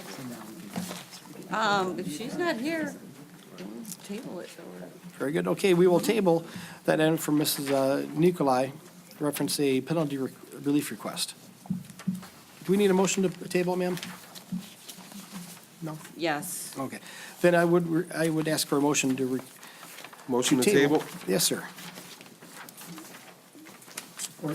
Moved by Calandrino, supported by Cuttington. All those in favor? Aye. Opposed? Very good. Motion carries. Thank you. We'll table that to our next meeting, should she want to come before council again. New business, department reports from the mayor's office. You were all here earlier. We did have a tribute to our late friend, Joe Francis, from the Department of Public Works. We had a proclamation in his name that was adopted by the city of Utica, and we also adopted the idea of renaming the Department of Public Works building the Joseph E. Francis Jr. Department of Public Works Municipal Complex. As well, I do have an appointment tonight for the Downtown Development Authority. Today, council, I'm respectfully asking the appointment of Gary Barney. He's a resident here at 45149 Cass Avenue. He has an in-depth resume and a great working knowledge of working in downtowns before. He is a successful business owner in the city of Ferndale at one point, and when he served many residents with his business, has a great insight into downtown development, having watched Ferndale come from early years into its current position. He's been a resident of the city of Utica here for several years, and I would respectfully request that you would approve the appointment of Mr. Gary Barney to the Downtown Development Authority. So moved. Support. Moved by Sikora, supported by Terenzi, I believe. Any discussion on the matter? Just appreciate the resume, I mean, because often we're in a situation where we don't know that much about the people. Yeah. You know, and it's nice having a sense of talented. It was nice so Mr. Barney and I met, and we had a lengthy conversation a couple of different times, and he has a very great passion for the city which he lives, and a great passion to serve that city as well. So we're fortunate to have him. If there's no further discussion, Ms. Ricketts, will have a roll call vote, please. Sikora? Yes. Petrenzi? Yes. Cuttington? Yes. Sylvester? Yes. Calandrino? Yes. O'Donnell? Yes. Deanne? Yes, very good, motion carries. Thank you. So, Mr. Barney, thank you so much for joining us. And thank you so much for joining the DDA. We're looking forward to your input and your available expertise. Thank you. Thank you so much. Thanks, Gary. I would do it again. Get a motion on, so. Congratulations. Council, I have one more appointment. Longtime resident, City of Utica, Sandra Sylvester. She's a resident here on Reamer Court. She has an interest in serving on the Compensation Commission. We are short with members on the Compensation Commission. She'd like to fill that void. She is passionate about the City of Utica and is involved in many of our activities and noted throughout the town, throughout the several gatherings that you might see her at. Again, her name is Sandra Sylvester, and tonight council would respectfully request her appointment to the Compensation Commission. I move that we approve the appointment of Ms. Sylvester to the Compensation Commission. Support. Moved by Calandrino, supported by Mr. O'Donnell. Any discussion on the matter? Well, I do note that, again, I guess I'm at a disadvantage, not knowing anything about the person. It would seem that one of the areas that might be an issue for us moving forward is compensation. So it would seem that this would be a significant position. I just really appreciated having the resume from Mr. Barney, so we could really see the aspect of the qualifications. That's just a thought. Very good. I appreciate that, sir. Thank you.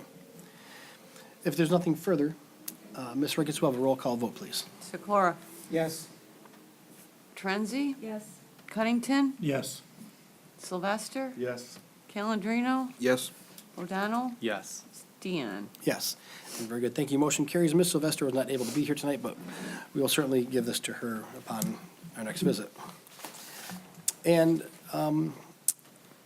furthering the mayor's report, I was fortunate enough to be able to attend the Flickinger Elementary DARE graduation. We got to see several hundred students graduate from the DARE program, which is very fortunate for myself, and the chief of police joined us there. We were both able to speak and give the kids some words of encouragement. Also, I was able to attend the Flickinger 5K race last week, and the kids ran great. They ran through the neighborhood. There was no known incidents, and much fun was had by all of them. So it was great to be a part of that. And council, I do bring you a last moment item. There was no email sent out yet today because it literally just took place here earlier in the afternoon. If you recall, Consumers Energy leased from us a space at the old packing plant grounds, and defined in the previous agreement is a parcel that's been outlined that they are currently occupying. They have requested just a couple hundred feet of additional space going to the west, which does not impede on any other parcel.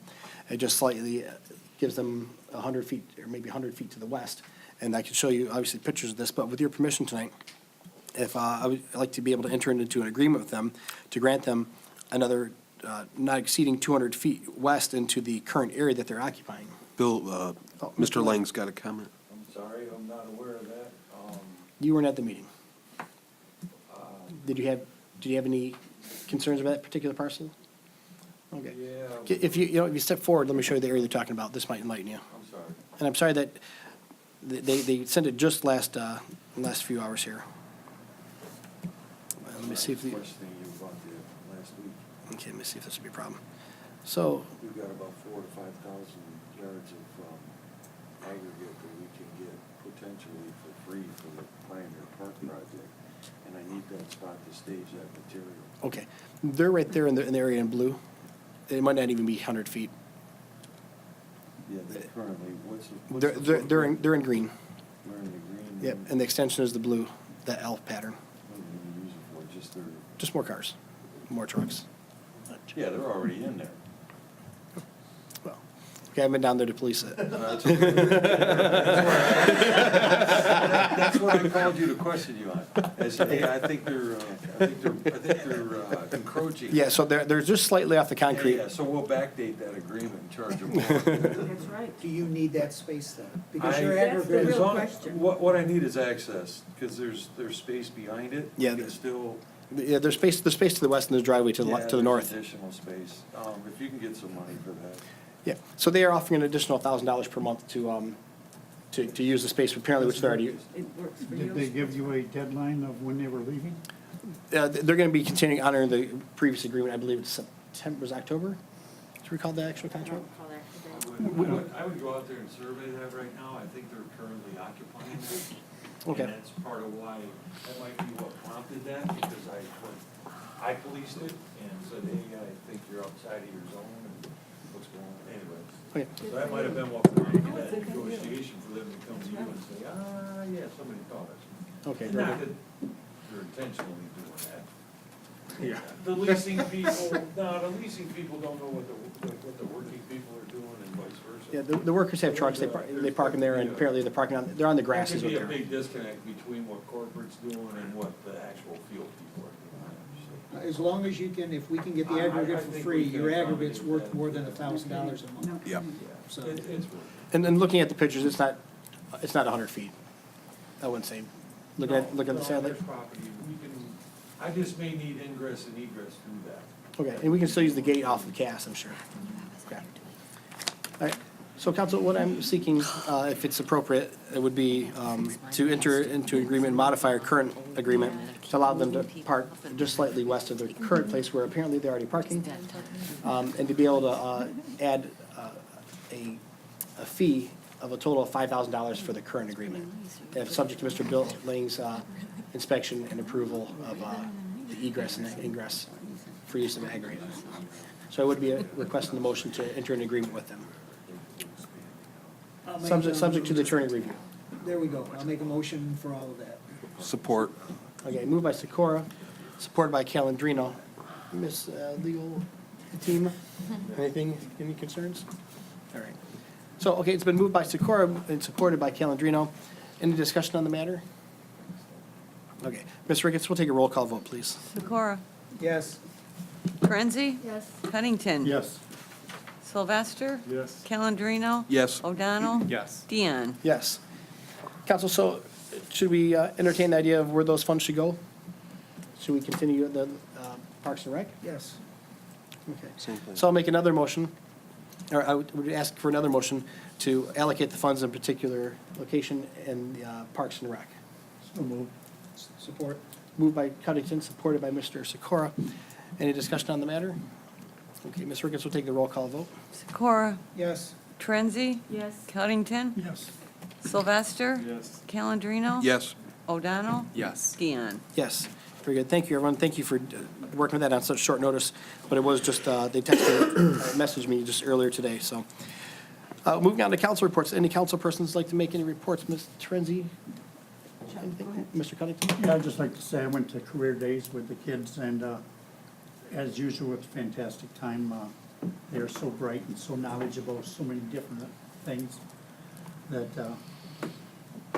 I couldn't answer half the questions they asked. And they're only in the 6th grade.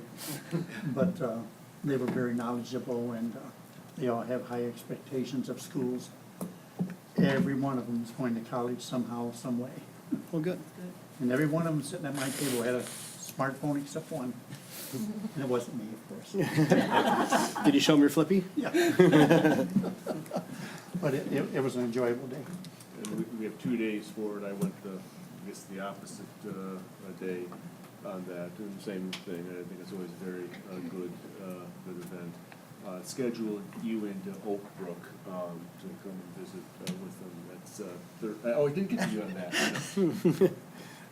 Well, it's a great time over there, and they have, the food is amazing also. You can't lose it, Palazzo Grande. Okay, any further council reports? Yes. Oh, I'm sorry, Mr. I Tracy. attended the macro meeting, which is Macomb Area Community Regional Opportunities. And what it is, it's where all the community leaders get together. And there was about 6 or 8 community leaders, and they have guest speakers. This is my second time going. I went a long time ago. And the speaker they had this time was Six Rivers Land Conservancy Preservation. And this is a company that works with communities who want to have nature preserves and preserve land. They want to keep the green space. So, they work with communities to help them get grants and loans. It was a very interesting presentation. And then SEMCOG was also there, and SEMCOG is having the university, online university. It's a workshop on May 22nd and one on June 27th. So if anyone is interested in the SEMCOG universities, it's really good. The more information that we have, the better we can be. So. How much about for macro?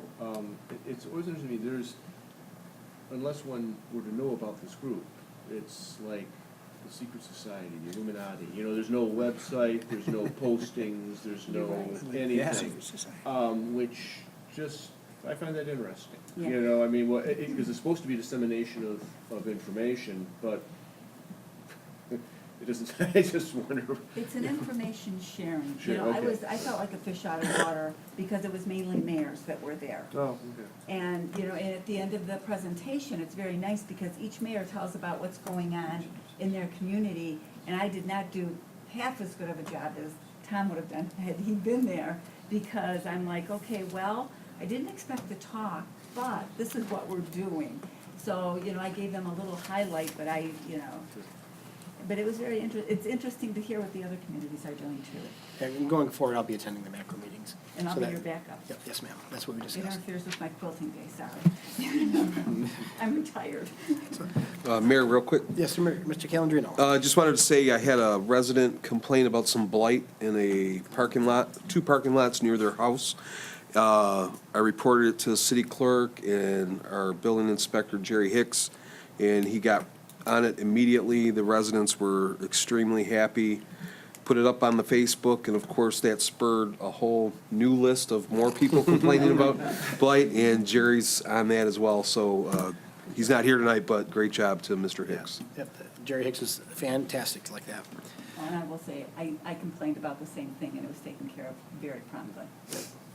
So, one more thing to report, is Mr. Lang and I have been in talks about Sterrett Street. There is a drainage issue just north of Hall Road. The water tends to gather there next to the service station, or I should say the gas station. We are waiting for a stretch of good weather, and we will be working on that within the next few weeks is what we're proposing to do. And so barring any major weather incidents, that should be completed relatively soon. So we're looking forward to that. That's a big piece that we've gotten several complaints on, driven by residents. And once we had the residents notifying us of the concern, we addressed it with Mr. Lang in the wintertime, waiting though for the proper time to dig, and which is now. And so again, as soon as the weather is cooperating for a small stretch of time, we are going to be replacing that and repairing it in short order. Okay. All right, very good. If nothing else for council report, planning commissioners, or planning commission, anything today, guys, from the planning department? Well, sort of as a plug for the Macomb County Planning and Economic Development Department, similar to the macros meetings, we have our Macomb Partners meetings, which are 4 times a year, and they're very similar, where we have mayors or city managers and representatives from all the communities in Macomb County attend, and also economic developers, and we have speakers at the meetings, and it's free of charge. It's something our department sponsors. There's lunch. So I know Mr. Osladil attended in the past, but you're welcome to bring as many from the community as you like. I think the next one's going to be, it's early June. So I think you're on the list, Mayor. I had our administrator put you on it, but just so you know. Very good. Have emails been sent out? Not yet, but Okay. they usually send them out, invites probably 2 weeks prior, so it should be something soon. Very good. So we usually always have a speaker that's either focusing on a planning issue or something related to economic development, and they're 2-hour meetings right around lunchtime. I think this time is going to be at McRae Harbor in Harrison Township. So we try to do them throughout the county at different locations too. So that was that. And then we met with Planning Commission on May 1st and sort of reopened the sign ordinance issue. We kind of just gave them, Linda was in attendance as well, we sort of gave them a recap of what her brief was to you guys a couple months ago about some of the issues with the free speech and everything like that. And we sort of tasked them with thinking about the amount of temporary signs they'd like to see in each zoning district, the size of them, what types they think should be allowed there. We asked them to research other communities like Shelby Township, Madison Heights, Sterling Heights, and we're also looking at ordinances from other communities as well to try to figure out what is the best way to move forward with this, that where we can comply with federal law, but also make sure that the city doesn't start looking like temporary signs all over the place and not looking the way you guys want it to. So it's gonna be a tough issue, but I'm thinking hopefully in the next month or 2 we can get it resolved. So at Planning Commission, we're gonna probably come forward with some suggestions. Hopefully members of Planning Commission did their homework too, so feel free to attend if you want. I don't know, Jerry Hicks was at the meeting as well, so he had some feedback too, because we also asked him, he's the one who's gonna be enforcing these regulations, so what does he think is feasible to enforce, and what's gonna make his life not necessarily harder in terms of registering these signs and permitting and all that kind of stuff. So if any of you come across any exemplary temporary sign ordinances in any community, feel free to throw them our way. Or if you want to attend the Planning Commission meeting in June, I don't know if we're going to do a workshop before or just kind of chat during the meeting. It depends what's on the agenda, but we'll let you guys know. So we'll see. Ideally, I'd love to have the final one before you in June, but it might be July, depending on how things go and what everyone can agree upon. So. Very good. Yeah. Anything else, John? Okay, any questions for the planners? Okay, thank you, planners. Yeah. Any further business for the planners tonight? Anything that you might note on the agenda? Otherwise, we could dismiss them. Planners, should you like to take off? Sure, it's past my bedtime. Have a great night. Thank you, Mayor. Okay, so assessing, Mr. Agrusa had nothing to report as far as I know. Building, Mr. Hicks is out there very assertively thinking about our residents. Hopefully they're thinking about him. He will leave them a love note, should they not be. He is very assertive these days, so the weather he's all fired up because it's warm out there, and he's out making his rounds. So please help us maintain the quality of standard in Utica. Ms. Daggy from the library.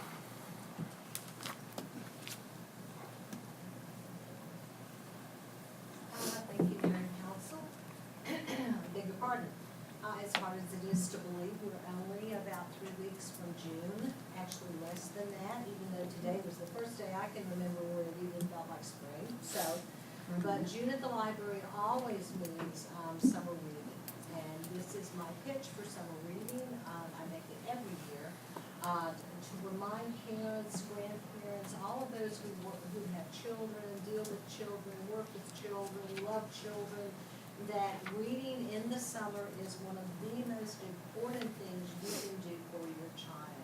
Educators will tell you that children lose skills between the time they get out of school in June to when they start back in the fall if they do not keep reading. And summer reading at the library is a wonderful way to emphasize that. We're gonna have lots of programs, lots of crafts. Catherine Francis has done a fantastic job putting together, she did last year and this year as well. Registration will start June the 1st. Summer reading itself will start with a kickoff party on the 15th, and it will run through the 27th. Amongst the programs that we're having will be the Michigan Science Center will be coming. The Howell Nature Center is bringing Lords of the Sky, which is all the great scary birds, the falcons, the eagles, the really cool stuff. And then the ending program we're having is Ron the Bubble Man. And I cannot tell you what Ron can do with bubbles. It's an amazing thing, okay? And I mean, just the bubbles that you get at that you buy the little thing and you blow bubbles. He has a website, should you want to see the absolutely amazing thing that this man can do. It's a real fun program. Yeah, other libraries that have it have just loved it. Catherine has everything set up for drop-in crafts on Monday. That means kids can just come by, pick up the parts. She'll have everything cut and put together, take it home, do it with mom and dad. Tuesdays, we have Crafternoon, as she calls it, and we are having a return of the fairy garden that was so popular last year, and the rock painting. Those were two of our biggest events. Baby lap sit story hours will be on Wednesdays. Pause for reading we have on Thursdays, and then we've got movies at the library spread throughout the summer, which once again feature film movies that the whole family can come and see. So it's on our website. It will be on our Facebook page. We have copies of all the events and everything that are going on. Kids are, of course, in the midst of all of these events, are reading books, so we're letting you know the events, but they're also reading, earning points, competing for prizes and things like this. I'm really excited that this year we're also adding a program for teenagers. It's called Read the Book, Watch the Movie, where we ask the youngster or the young people to read, and this is their choice. I mean, I will have a list of suggestions of books that, just in case they're having trouble thinking of something, but they can read and watch anything from Harry Potter to War and Peace, just depends on what they feel like doing. And then there'll be prizes for those who finish that, and we're also having adult summer reading, which is kind of a bingo. And we ask adults to read something as simple as a historical novel, and then we've got some fun categories like read a novel that was written the year you were born, or read a novel that was written, the year you graduated high school, that kind of thing. And we will have a couple of gift certificates for the adults who read the most or threw out the most on the bingo sheet. So we're excited that we've got more things going on. So we're looking forward to a great summer. As I said, June the 1st, you can call the library. We'll be glad to explain or answer any questions that you have. And I also just want to throw in here, we just had a poetry slam that was great, very well received, and we thank Mrs. Calandrino, as always, for running that like a charm. She does an absolutely fantastic job. And we have another of those coming up on July 22nd in the summer as well. And also on May the 25th, which I realize is right in the day of the Memorial weekend, so it's not a great time, but anyone who likes to garden, 9 o'clock, we need help clearing out our flower beds and planting some flowers, and I don't garden, y'all, so. Ms. Diggy, what day is it again? Please, anybody, please. What day is it again? That's Saturday, May the 25th, at 9 o'clock. We'll start at 9 o'clock. All right, Gus, I'll see you down there. I know you're getting dragged into it. You know I am. So gardening at the library? Gardening at the library, absolutely. Do you need to just bring tools? If you have tools, it would be great if you brought them. I mean, we'll be bringing, what we have, but the library doesn't own a set, so And absolutely. Saturday, May 25th, and again, what time does it start? Starting at 9. Probably go from about 9 till 12. Bring your own flowers to plant. We would love it if you brought your own flowers. I will buy flowers, but certainly if you have flowers, and we have asked for this in the past, if anyone who's clearing out flower beds and you have, y'all have a garden, so I'm sorry, I'm stupid here. I know you do things like divide your beds or things. People talk about this, and they bring us something that they prune, I don't know. But for those of you who know what that means and know all about that, bring us flowers. We would love to have them. And we're not above taking flowers that you purchase. That's what I do, go and buy them from a nursery. So we're not above that either. So we would appreciate any donations and any time that you have. So, and that's all I have. Thank you, Ms. Daggy. Thank y'all very much. Does council have anything for Ms. Daggy? All right, if not, thank you, Ms. Daggy. And if you wanted to head on home. I will. All right. So, next up, we have Chief Wilczek reference a firefighter leave of absence. Yeah, before you, Mayor and City Council, I have a firefighter that's going out west to be a smoke eater. I don't know if he's doing fire jumping or not, but he's working for a private company to fight the forest fires, forest season coming up. Wants that experience. He's still young. So he's wish you would grant him that opportunity to have a leave of absence so he can return back when he gets back. So it would require a motion for firefighter Sawyer to have a leave of absence from the fire department while he serves out west as a smoke eater fire jumper. I move that we authorize the leave of absence for firefighter Sawyer. Support. Moved by Calendino, supported by Ms. Terenzi. Any discussion on the matter, Council? All those in favor? Aye. Opposed? Very good, motion carries. Thank you. And we're also awaiting the date on installation of our evacuation system for our diesel exhaust. We got that grant, and we're having some scheduling problems. They're so swamped. They got all of Detroit they're doing too, so we're on a waiting list. But they have to have it done by August, I think, 8th for us to get our grant money. So they're aware of that. Okay, well, good job. Thank you, Chief. I appreciate that. Next up on the agenda is Chief Sean Cody, reference body camera purchase request. Mayor and Council, today in your package, you were presented with a proposal that I have for a updated body cam and in-car cam purchase. Over some time now, the mayor and I have been in some discussions regarding the use of body cams for the use of police officers. Our department currently has in-car cams. The in-car cams are mounted in the vehicle. The officer carries a microphone on their body, and the update to a body cam or a body-worn device obviously adds a number of different things to our uniform. And what has happened in the process while we've been going over this, I've spoken to a number of vendors and so forth, and during this process, we've had a number of failures with our existing system in the vehicles. And I'll kind of get through this as quickly as I can. I know it's a little bit of a long proposal, but due to that issue, it's brought me to the point where we're looking at a body cam and in-car cam that are integrated as to into one system. So to kind of get started with the finance portion of this, I'm asking that we take for a budget amendment, and it allows us to credit a revenue line item or transfer money from a OWI forfeitures fund into an equipment purchase fund. And what that money comes from, the OWI forfeitures, is money generated by officers' arrests and forfeitures of vehicles and funds collected as a result of those arrests. Those monies are required to be put back into the police department for purchases such as this.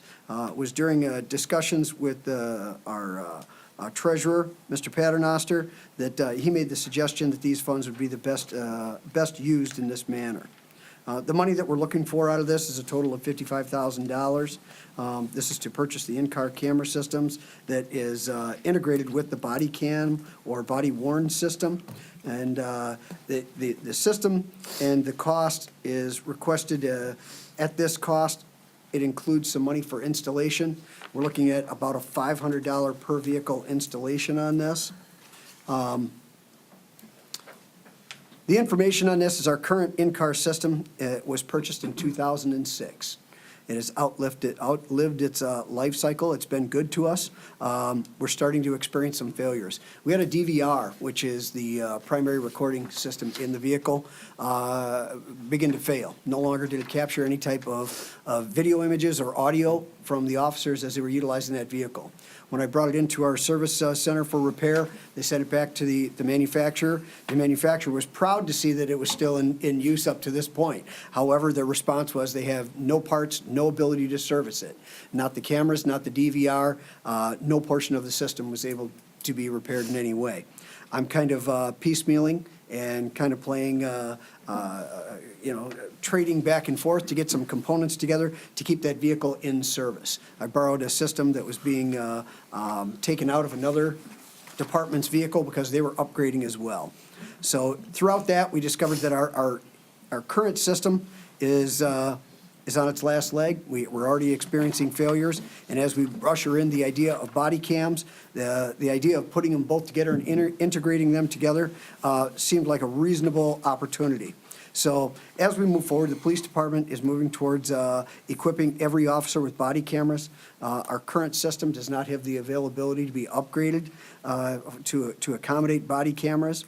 We're looking at a WatchGuard system. The WatchGuard system came to us after looking at bids from 2 other vendors, so we had 3 vendors that we were looking at.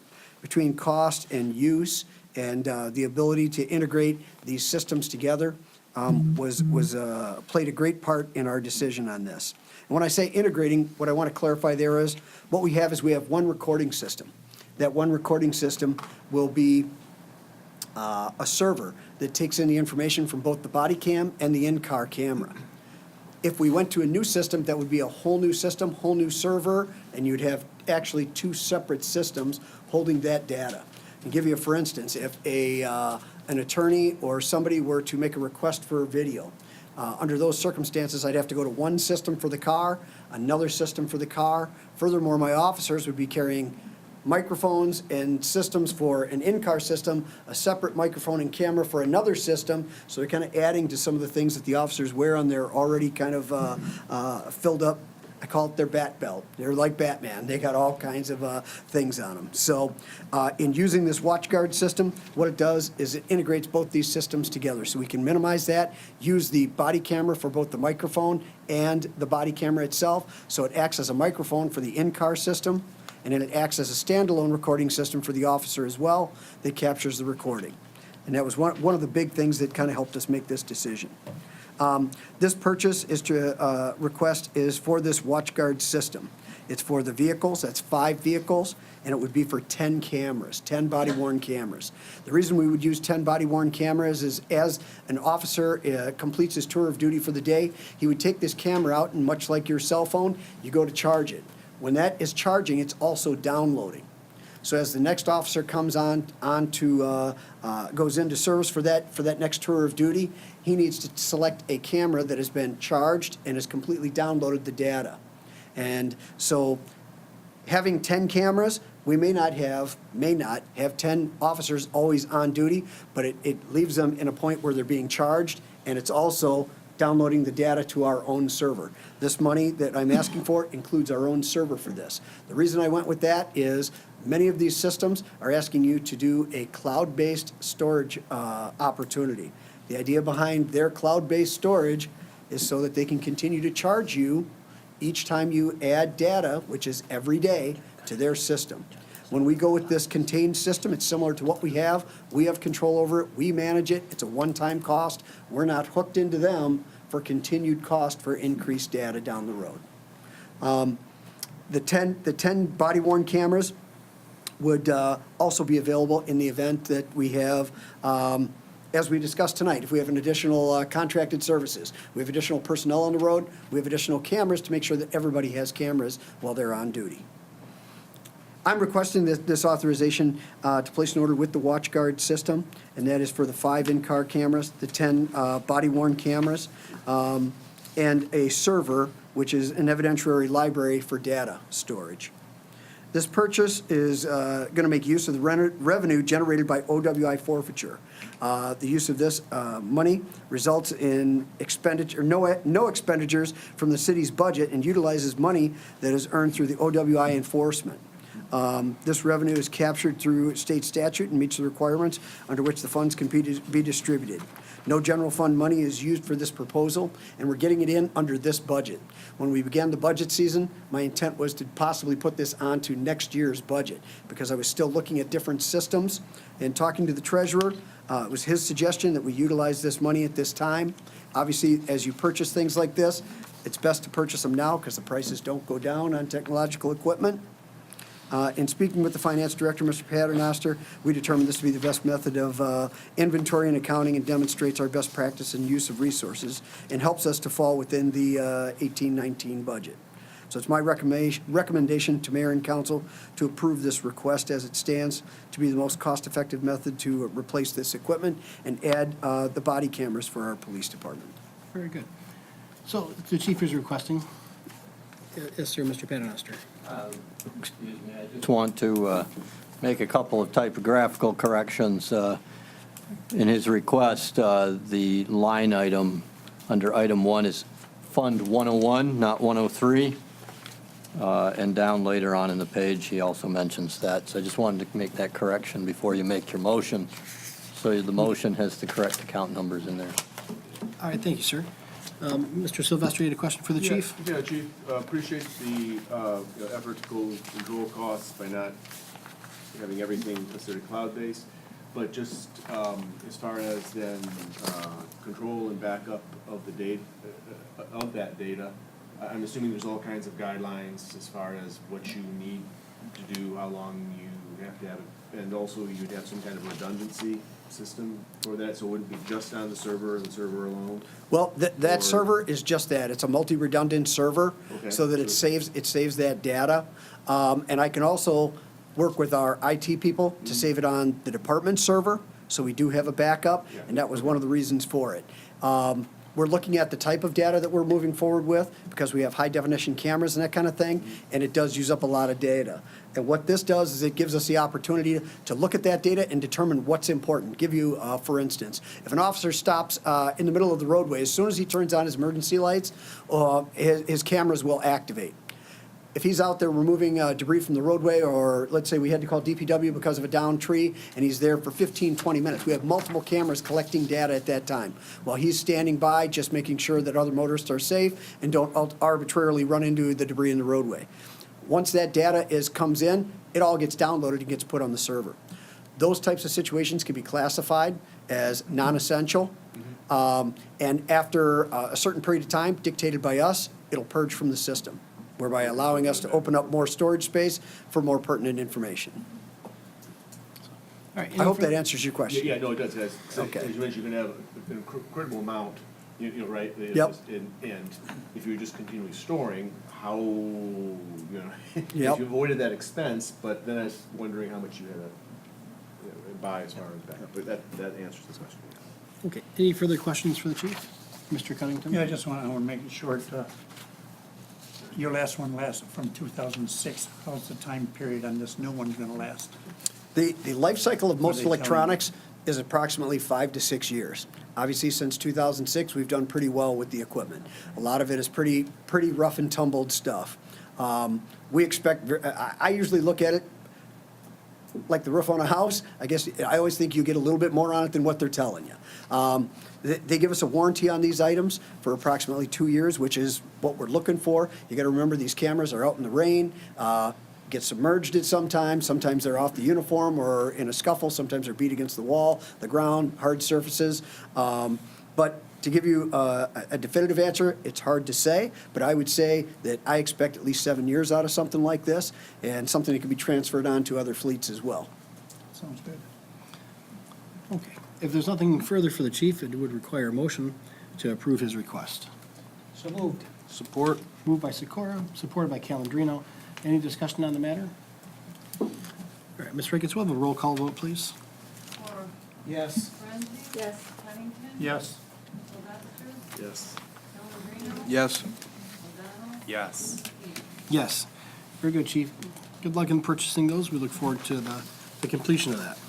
Mayor, I've been here since 6 this morning. I would request to be excused unless there's other business that Council, requires any- my attention. Anything other for the chief? He's only been here since Good night. 6:30 today.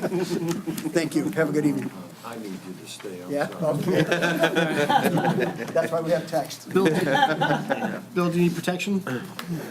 All right, so Mr. Lang, requesting the summer street bids and the funding request and asset disposal request.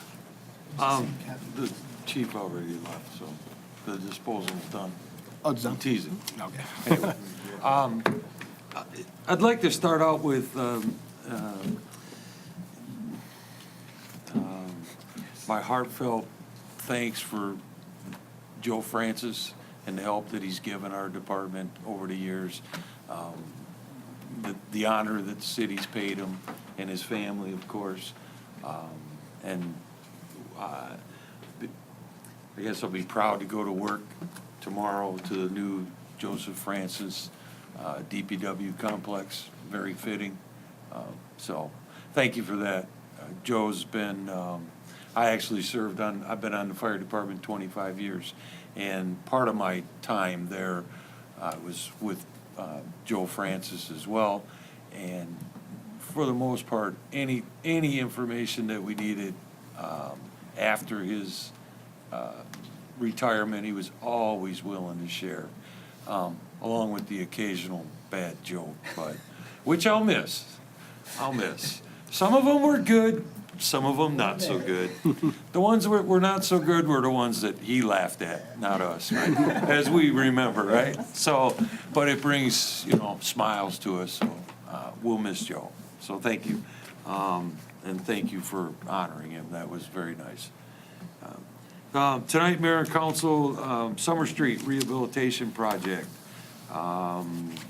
The bid was out, the bid was advertised, or the project was advertised, bids tabulated. You have in your packet a recommendation from Hubble, Roth and Clark, our engineers, to award the project to HMC LLC, located at 4755 Rochester Road, Troy, Michigan, 48085, as the low bidder. Bidders has already been advised, and they're just waiting for approval of the acceptance of his bid for the project. With that project, there will be 4 motions that are needed. I've outlined them on the piece of paper, if it's easier for you to follow. Would be the one under the City of Utica letterhead here. It's easier for me to follow that than on a computer screen, but I can run through them pretty quick, and if there's questions or whatnot as we go. The first motion would be a request to award the bid to HMC LLC, located at 4755 Rochester Road, Troy, Michigan, for 8085 in the amount of $100,054, $969.20. Isn't that what I said, 154,000? You said $100,054. Oh, It's okay. 100, We get it. I'm sorry, We get it. $154,969.20. I too have been here since 6 o'clock, but, so that would be the first motion that would be requested. And I'm not quite sure how we would want to do it. Do we do them one at a time, Beth, or?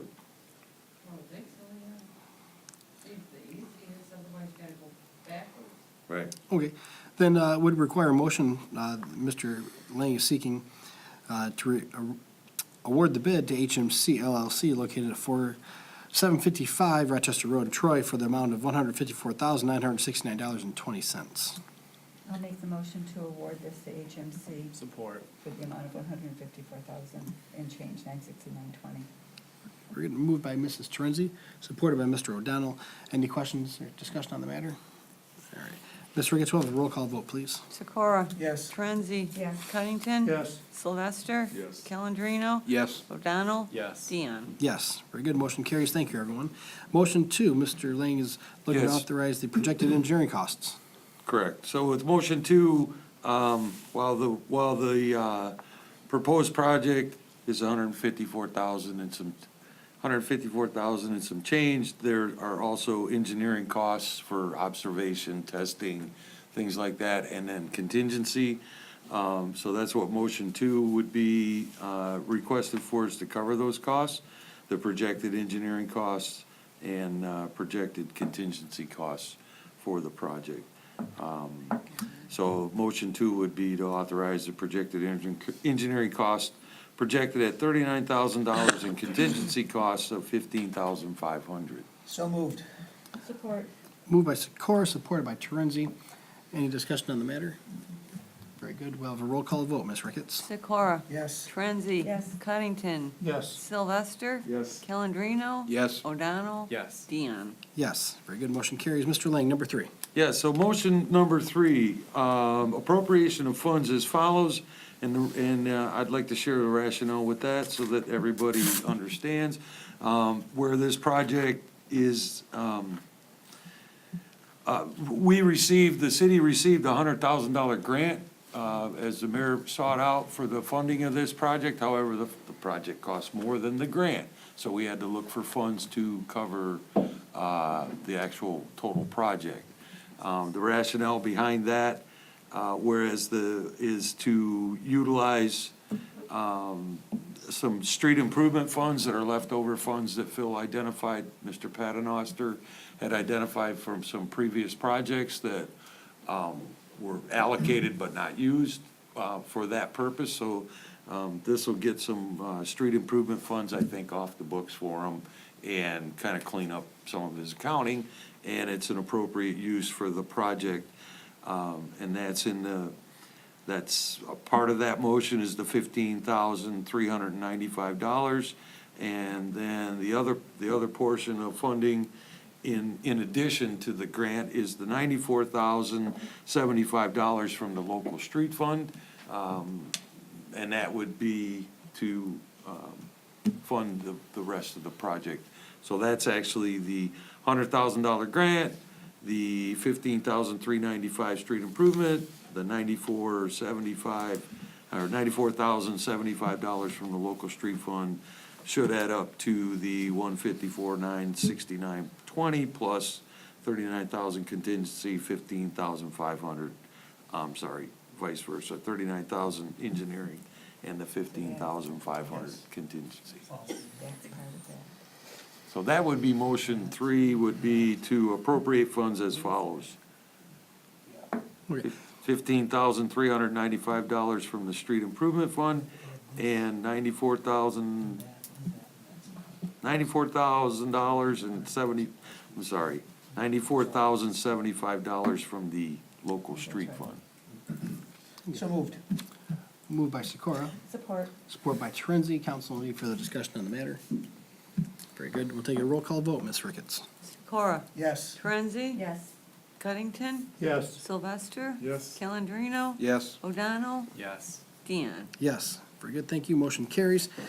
Mr. Lang, number 4. Yeah, it's motion 4. So motion 4 covers the different budget amendments and explanations for budget amendments for expenditures and then revenues, expenditures out and revenues in to cover what we just did, I believe. Correct, Phil? Correct. Right. So it's just getting everything up to speed and putting it in, covering ourselves within within this year's budget so that we can get started. If I might. So, If I might interrupt, Yes. part of this project was already included in the fiscal year 19 budget. Correct. The $100,000 grant, and that had been divided up between engineering expense and the construction side. This budget amendment here is just to increase the engineering expenses and the various construction activities, and allow for the transfer of the $15,395 from the street improvement fund. Right.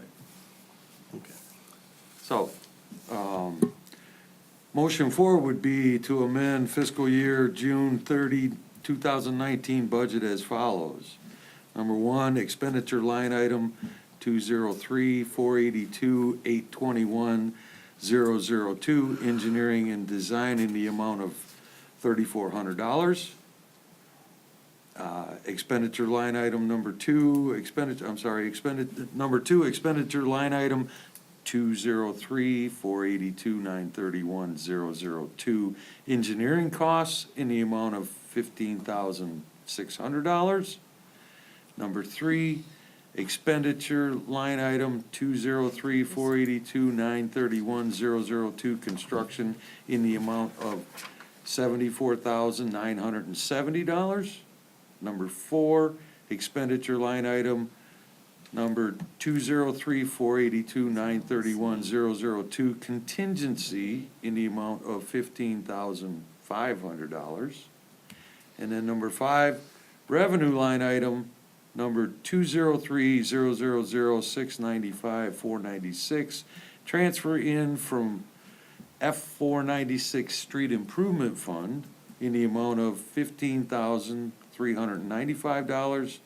Number six, revenue line item number 496-901-999-000, transfer out to F203 in the amount of $15,395. So moved. Thank you. Support. Can you repeat that, Bill? Yes, I could. All right, so moved by Sikora, supported by Terenzi. Council, any further discussion on the matter? Ms. Riggins will have the roll call vote, please. Sikora? Yes. Torenzi? Yes. Addington? Yes. Sylvester? Yes. Calendino? Yes. O'Donnell? Yes. Deanne? Yes, very good, motion carries, thank you. So if you noticed, a lot of that makes sense. We asked for money, it's appropriated, and then expenditures out, revenues in, the numbers are all the same. It kind of flows that way. So, Mr. Ling, thank talking you for about that. the asset disposal request. Yes. Mayor and council, we have, at the Department of Public Works has some assets that need to be disposed of, assets and scrap material. In talking with Chief Cody, and I think at a previous council meeting, he utilized an outside firm to actually come and take the vehicles, and then they list them and auction them, and then give the money to the city. I would like, through that process, as well as the, following the disposal process and scrapping process, be allowed to get rid of, we have 3 vehicles that are over there, and some old truck frames and truck parts, and some of it's just random scrap. And I'd like to get that taken care of, but I'd like to utilize that firm that'll take an auction that, they'll actually come and pick up those 3 vehicles and take them and auction them off for us. And it's the same company that Chief Cody's used, so.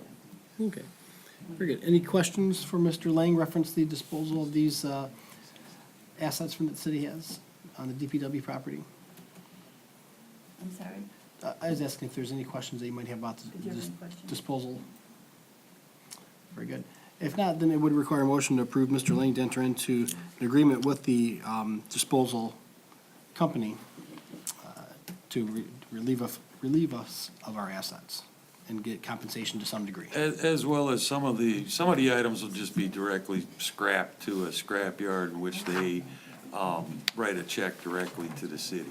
Very So good. it'll be, just be delivered, they scrap it, and it come right back to the city. Understood. Mr. Covington with the motion, is there support? Support. Support by Calendino. Any further discussion on the matter?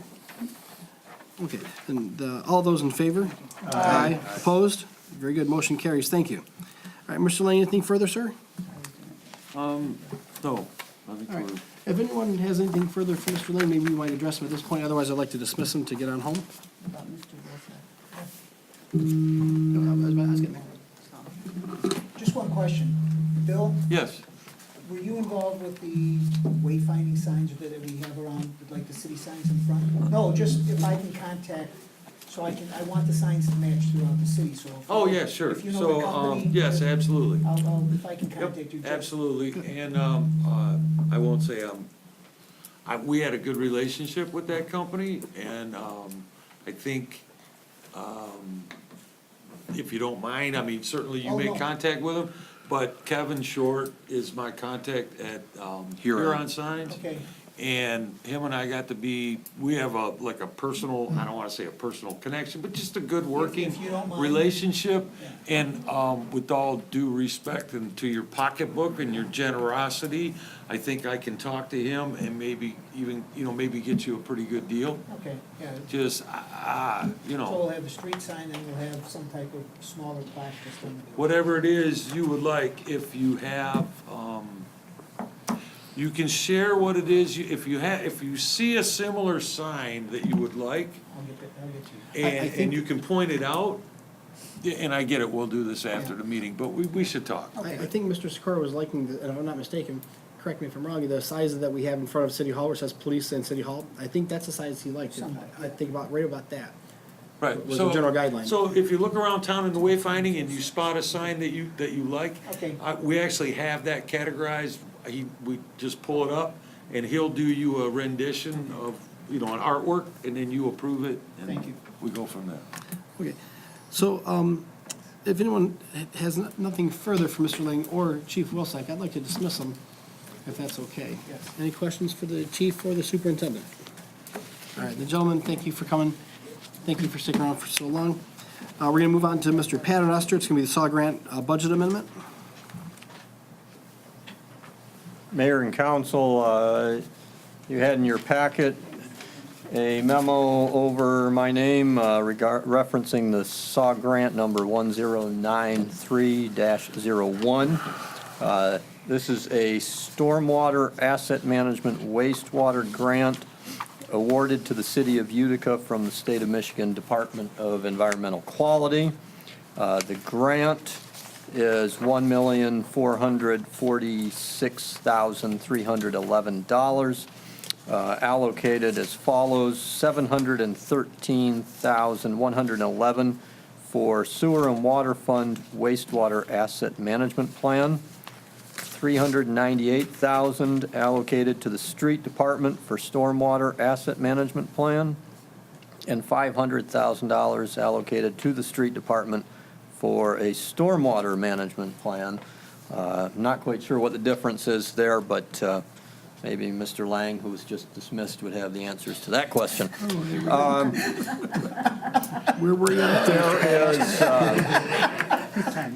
There is no local match required for the wastewater asset management plan. There is a 10% match, or $164,800 for the stormwater asset management and stormwater management plans.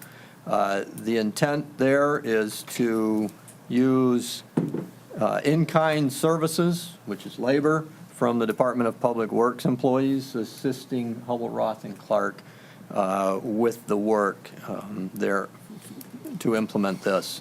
Hubbell, Roth, and Clark has provided us with anticipated expenditures as follows: fiscal year 2019, $15,000 for sanitary, $15,000 for storm.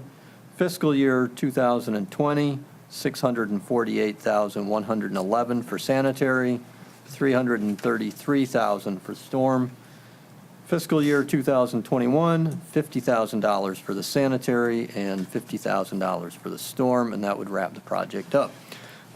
Because work has begun in fiscal year 2019, and this grant was not anticipated in the fiscal year 19 budget, I am submitting to you now for a motion to amend the fiscal year 2019 general fund and water and sewer budgets as follows: increasing line item 101-441-553-003, SAW grant number 1093-01 by $15,000, increasing expenditure 101-441-821-003, engineering SAW grant number 1093-01, also by $15,000.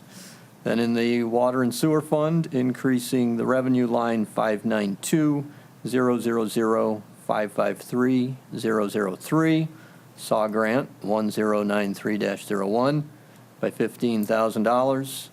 And expenditure 592-536-821-003, engineering, SAW grant 1093-01 by $15,000.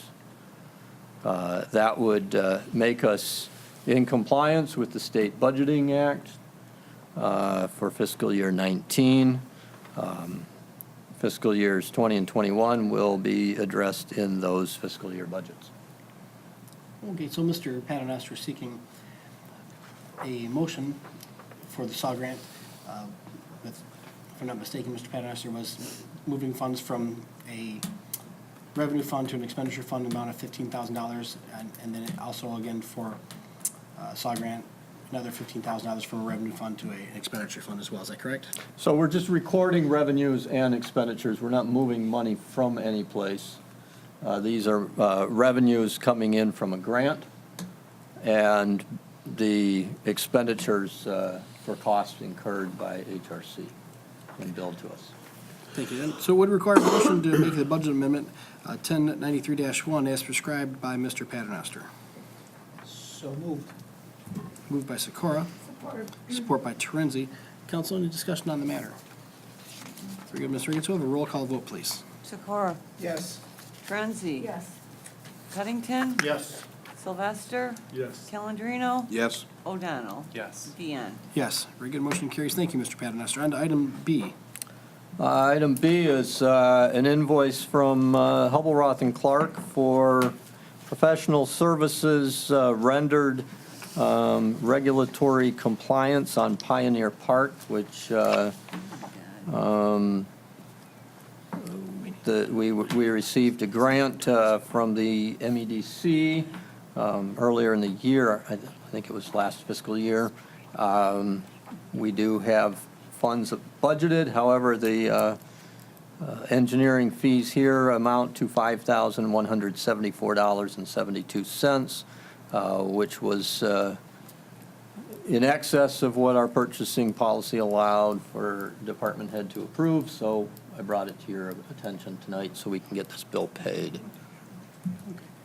I'll make a motion to pay the bill in the amount of $5,174.72 to Hubble-Roth and Clark for regulatory compliance issues for Pioneer Park. Support. Moved by Sikora, supported by Terenzi. Council, any discussion on the matter? Very good. Ms. Riggins, we'll have a roll call vote, please. Sikora? Yes. Torenzi? Yes. Cuttington? Yes. Sylvester? Yes. Calendino? Yes. O'Donnell? Yes. Deanne? Yes. Very good. Thank you. The motion carries. Mr. Paternoster, nothing else tonight, sir? And nothing else tonight, thank you. Very good. Thank you so much. Ms. Ricketts from the clerk's office. Yes, thank you, Mayor and Council. When we adopted our PUD ordinance, which has, if anyone ever wants to do a PUD, they have to make application to council, and there's a couple of reviews. When we did adopt that ordinance, we did not adopt the fee to go along with all the publications, paperwork, and reviews. So I'm requesting to establish a $900 application fee for a planned unit development when someone so chooses to apply. I just have a question. Have you researched, I mean, is that the fee that most communities charge? I don't want to say have you researched, but is that a normal fee? Yes, absolutely. I was just curious. Sure.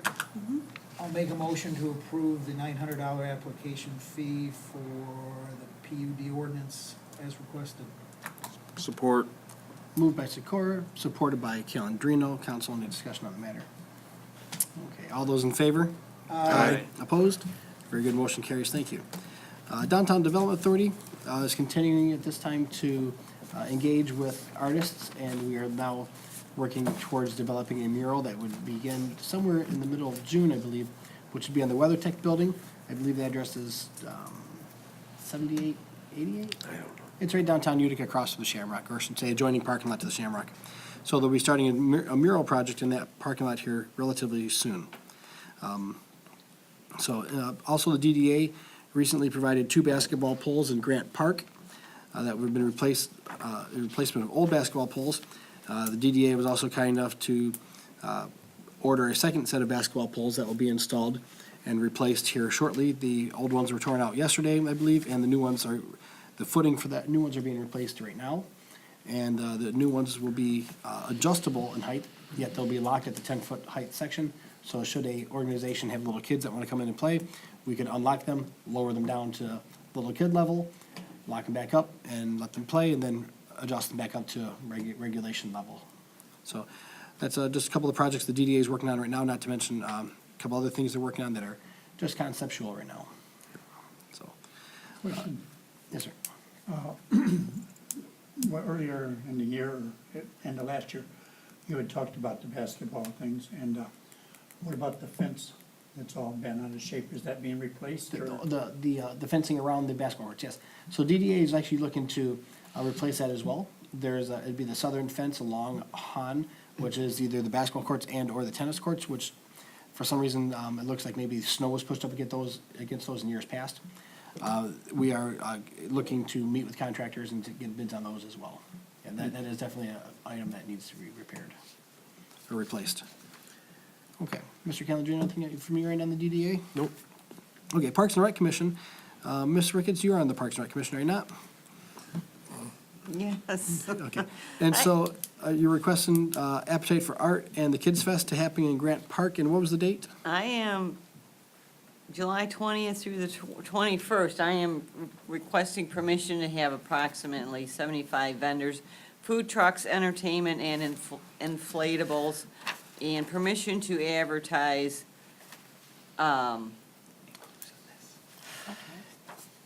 I'm gonna say 20 days prior, maybe even just 10 days prior, 20 days is, I'm gonna say 10 days prior with 4 A-frames, one at Shaner North Point, one at Van Dyke south of Hall Road, one Van Dyke north end of the city, and one at Auburn, Utica Road, and a banner at Grant Park, and anything else that I've forgotten that we usually do for these two events. But here it says 30 days, do you not? I know, want I'm to not go gonna, 30? 30 days is too much, Okay.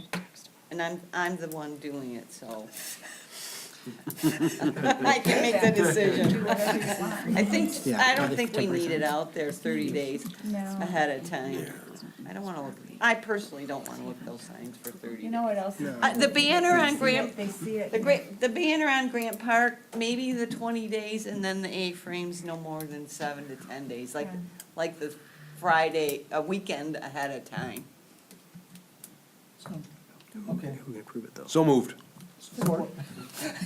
Moved by Calendino, and there was a tie. And we'll go to Cunnington, shaking his head. Sure. Okay, so moved by Calendino, supported by Mr. Cunnington. Any discussion on the approval for Appetite for Art and the Kids Fest? If not, Excuse me, do you have vendors already? I do. How many do you Anybody have? knows any vendors, please let them know. How many do we have so far? 25-ish. 25? so moving it back to the park has And been, we're having, sorry, I'm sorry. the Utica Lines is one of the vendors too. Yep, they're gonna be selling hot dogs. I hope so. Providing I don't know, my snacks? husband's gonna be, I don't know, he might take up a booth, so then he can't sell hot dogs, and he's like the youngest one out of those guys, so.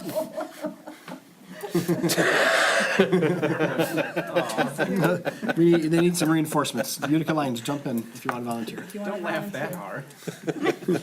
Speaking of, we need volunteers for both Appetite and Kids Fest, so if anybody You get a free knows of T-shirt. anybody that can pitch in, we'd be So- more than happy to help. Say like have you're you just for retired. a couple hours. And you want to help out? When's Kids Fest?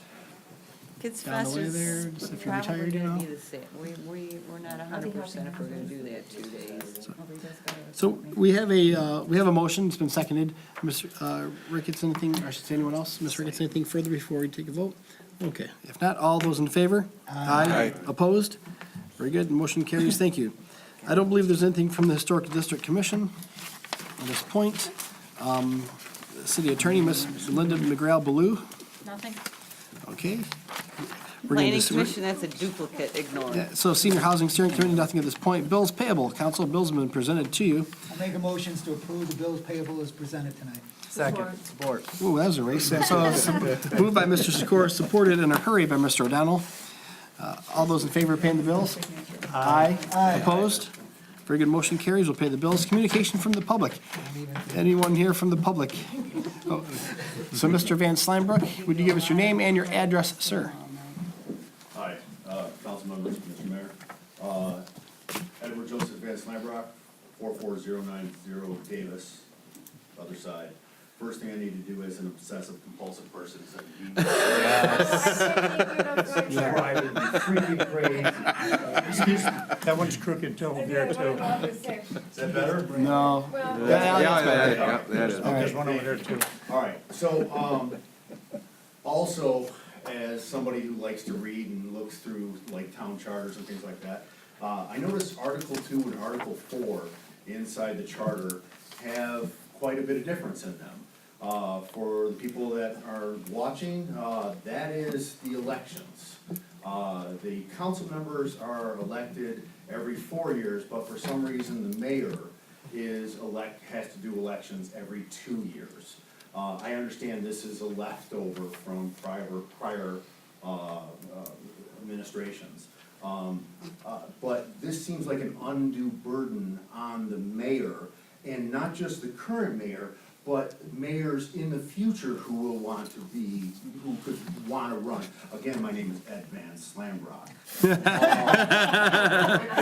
It took you a while, but you got it. I think that there's a discrepancy here between not just what our council members and our mayor is doing, but what other cities inside Michigan and the United States are doing.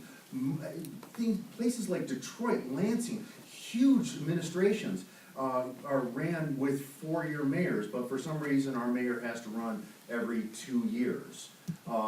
So looking at the charter, it appears that there's 2 ways to handle this. There's a long drawn-out process and an expensive process where I can do a ballot proposal and get a petition drive ran up. Surprisingly, very few numbers. I think I can do it in like 1 day, actually, to get it onto the ballot. But that's a big cost to the community and to Macomb to put that on the ballot. Where if city council could actually take a look at this, I don't expect today there to be a vote on this kind of thing, but I think maybe in a future agenda, this should be brought up.